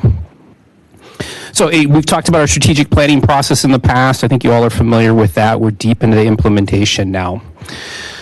I want to cover our sort of 5 top priority goals. You'll see that 3 of our 5 are really focused on our people in administrative services. We really believe we have to have the right people in the right seat with the right alignment to go out and be successful. When I first came into the department, we had a pretty low fill rate. That means there's a lot of vacancies. Well, not enough butts in seats here to do the jobs, the important work that we have to do. So we put a lot of focus and effort in filling positions, trying to get right people in the right seats.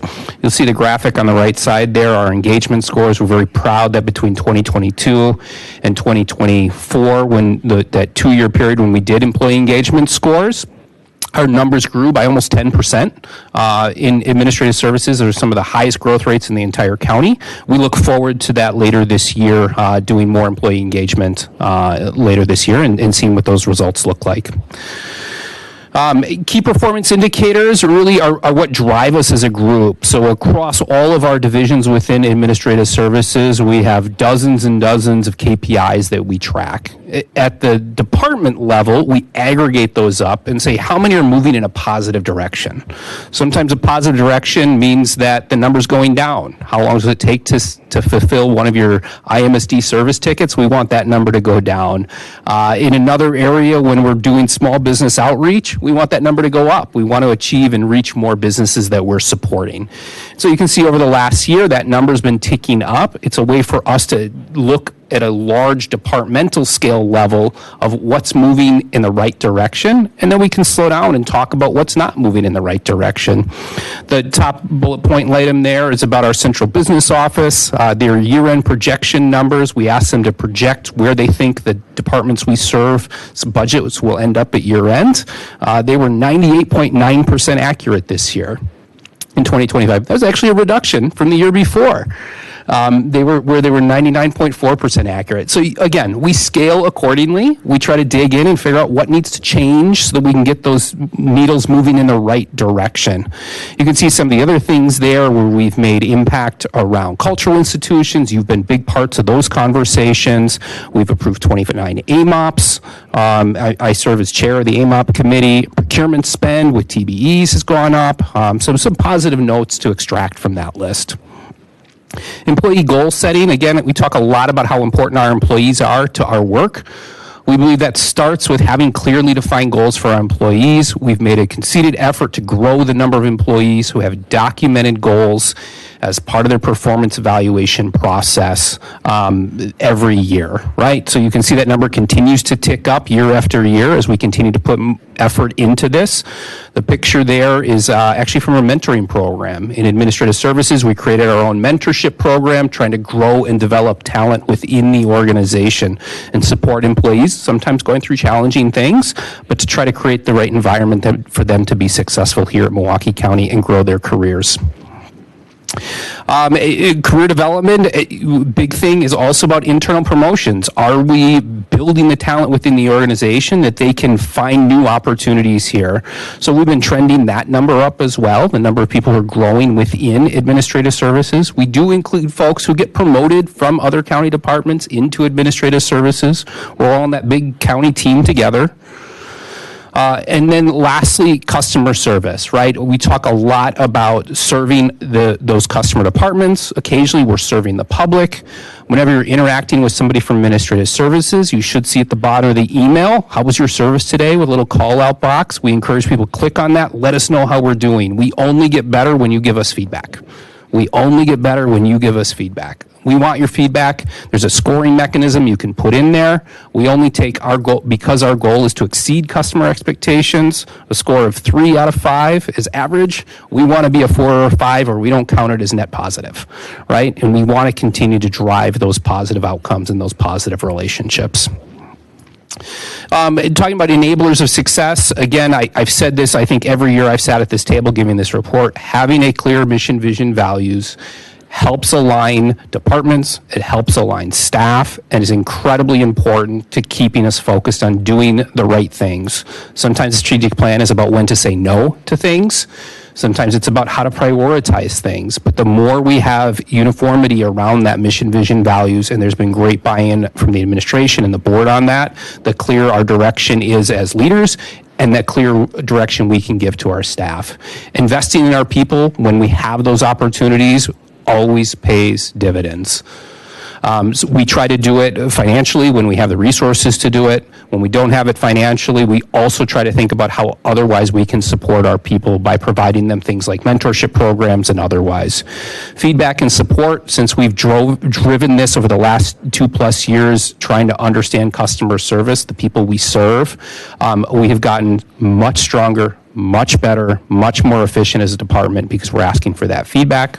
The clear KPIs are really important for us. And I think as we've all felt, ARPA investment has been very, very valuable. Challenges, we have a massive backlog of capital budget. We've all felt it. We're feeling it in the room right now with the heat and the temperatures of this space. This is part of what deferred maintenance looks like. When we make choices to invest elsewhere, our systems decline. We spend more on emergency response to issues. We can't get ahead of things, and we continue to have that backlog. The picture at right is a picture of the proposed Investing in Justice criminal courthouse project. This is an opportunity to make a massive investment in the backlog of our capital infrastructure. Financial resources are a constant strain.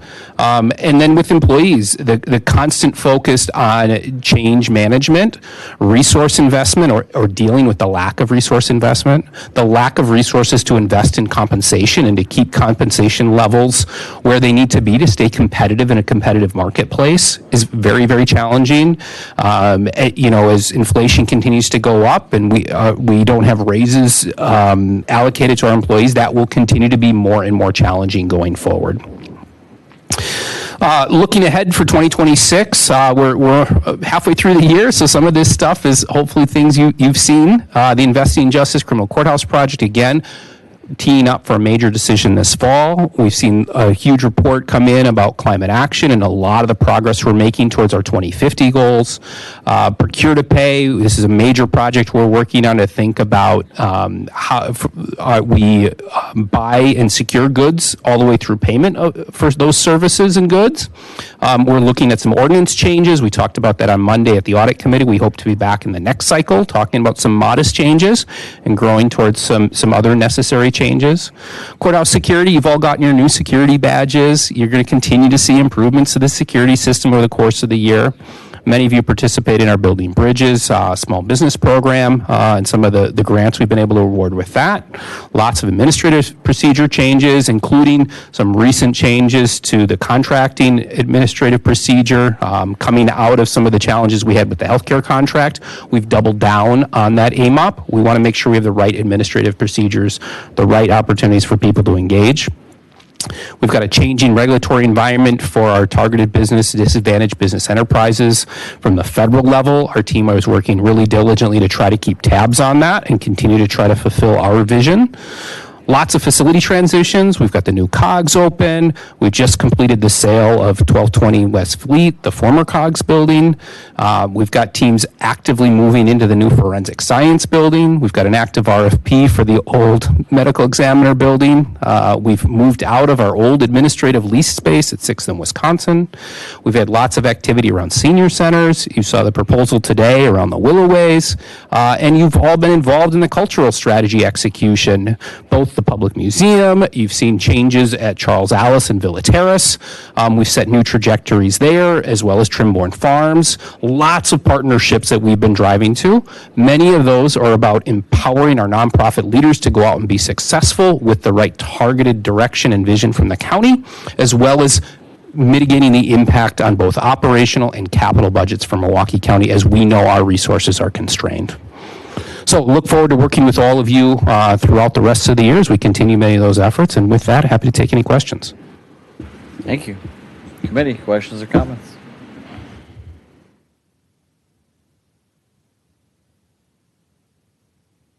Sorry, I'll stop sharing. Oh, thank you. I mean, it's a lot of work. It's important work. So keep it up. We appreciate it. I mean, I think, right, no questions is great. Yeah. Thanks. A thumbs up. Look forward to seeing you. Thank you. All right, we can go on to the next item.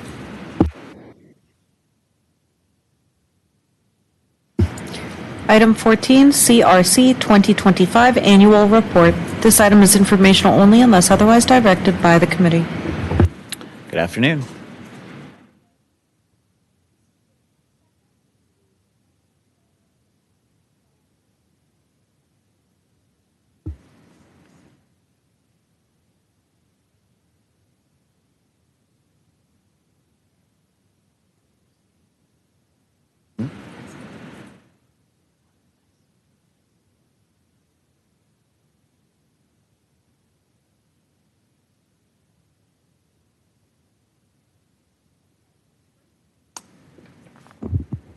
Good afternoon, Chair and Supervisors.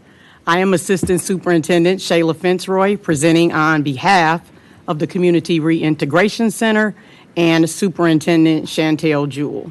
Sitting beside me is Public Relations Manager Kim Brooks, who will be assisting with the PowerPoint. Next slide. We hope the information that we present today clearly highlights our 2025 accomplishments and challenges. We also want to briefly mention some of the initiatives we're excited about as we wrap up 2026.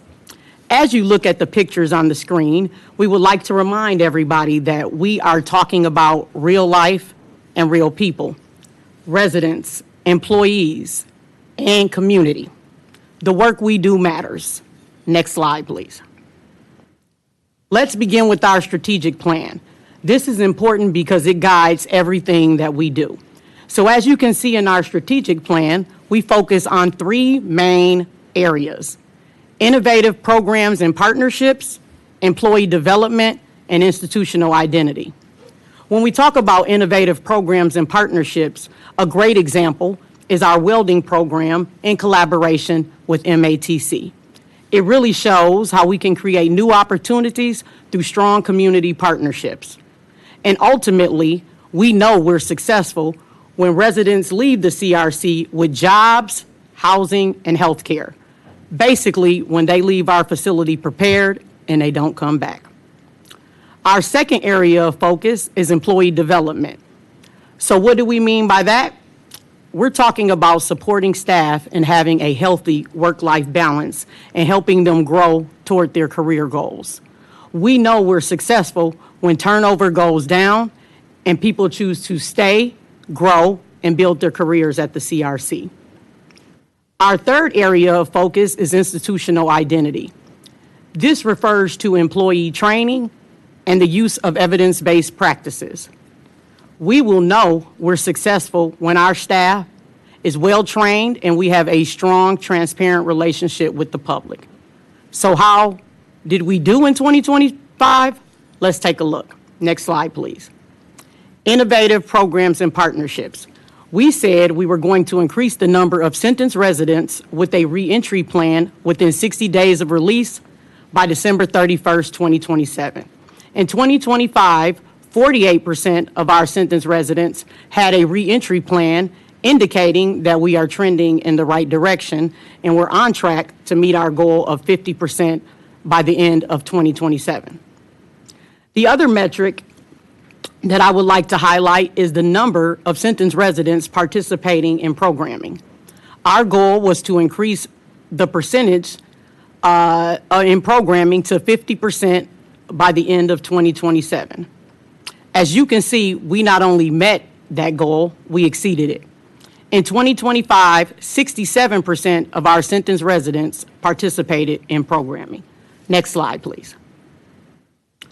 As you may know, research shows that effective programming reduces recidivism.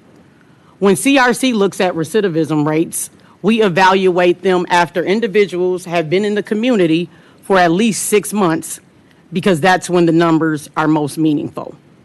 Here are the latest numbers that we've collected. In 2023 and 2024, 183 residents completed programs, 13 residents recidivated, and 9%, and we had a 9% average recidivism rate. What these numbers mean in a nutshell is that 91% of residents that completed programs returned as contributing members of the community. Next slide, please. Next, we have employee development. We have two sets of numbers to share with you today. First, we set a goal of reducing our correctional officer vacancy rate to 10% or less by December 31st, 2027. The good news is that we met that 10% goal at the end of 2025. But it's important to keep in mind that this number ebbs and flows. But hitting the goal early is a strong indicator that we're heading in the right direction. Looking at the second statistic here, by 2027, our goal is to have 100% of our mid-level staff complete leadership training. We're definitely trending in the right direction as we were already at 91% in 2025. Next slide, please. Moving to our last area of focus, institutional identity. Our goal was to have our entire training department fully certified to teach crisis intervention classes by the end of 2025. Staffing impacted our ability to meet this goal. However, we do have a plan in place to address it in the future. The National Institute of Corrections was on site in 2025 and certified one full class of officers in crisis intervention, which equates to approximately 30 employees. Next slide, please. There are a few other highlights from 2025 that we would like for you to review in our more expansive annual report that was submitted with this documentation. So in the interest of time, we won't review all of those. Next slide, please. It is now 2026 and we're about halfway through the year. We have clear goals and initiatives in progress. We continue to work on increasing staffing. We continue to work on reducing overtime, and we are finalizing our American Correctional Association or ACA accreditation. And finally, we're enhancing reentry plans to ensure that when residents leave the CRC, they have new skills to get employment, maintain sobriety, and contribute to their families, community, and the overall health of Milwaukee County. This ends my formal report, and I'd be happy to answer any questions that you may have. Thank you very much. Thank you very much. And I'll just say the annual report is really good. I was impressed with how thorough it is and just great mix of information and storytelling, and just like if you've never heard of anything about the CRC, you read that thing and you kind of like, okay, I get how this place works, how it comes together, how the people are. So kudos to the folks who pull that together. Committee, questions or comments? Appreciate that feedback. Yes, Mr. Chair, and thank you for the report.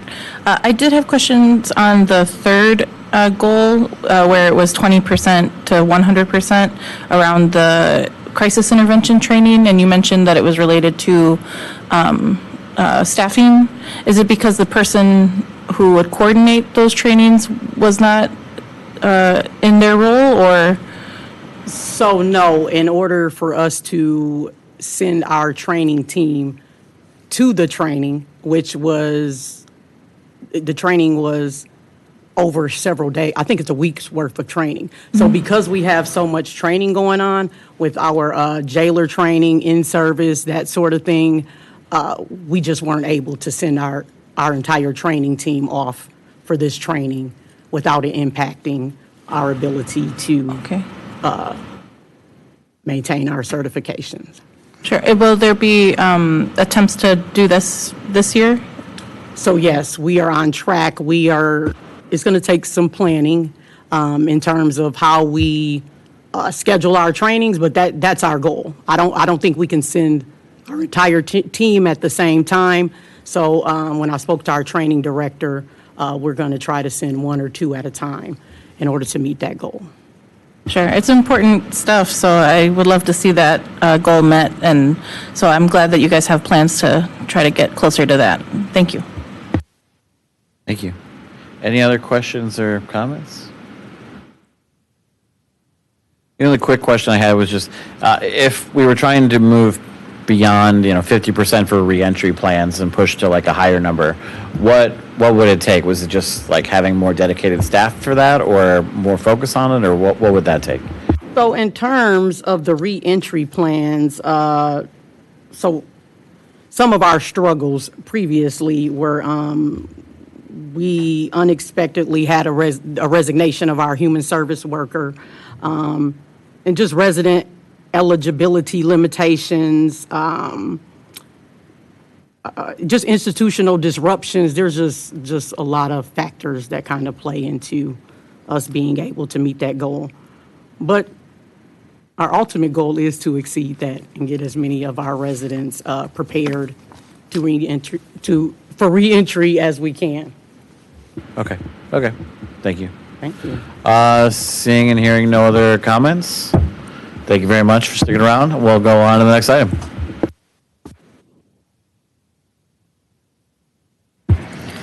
Item 15 from the Office of Corporation Counsel, providing its 2025 annual report. This item is informational only unless otherwise directed by the committee. Good afternoon.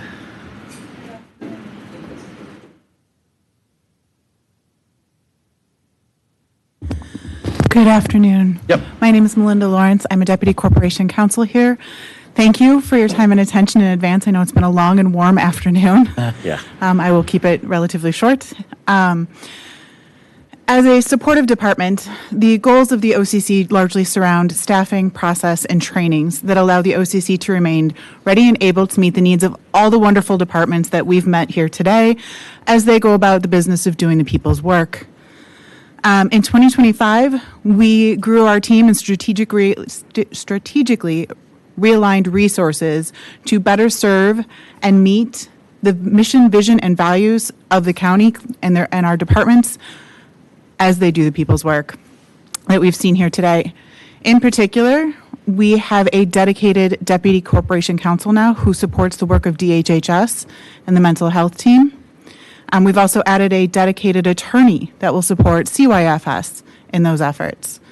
We've added a public records analyst who will be supportive of all departments and that will not require additional attorney staff to do that, freeing up attorneys to focus on other matters.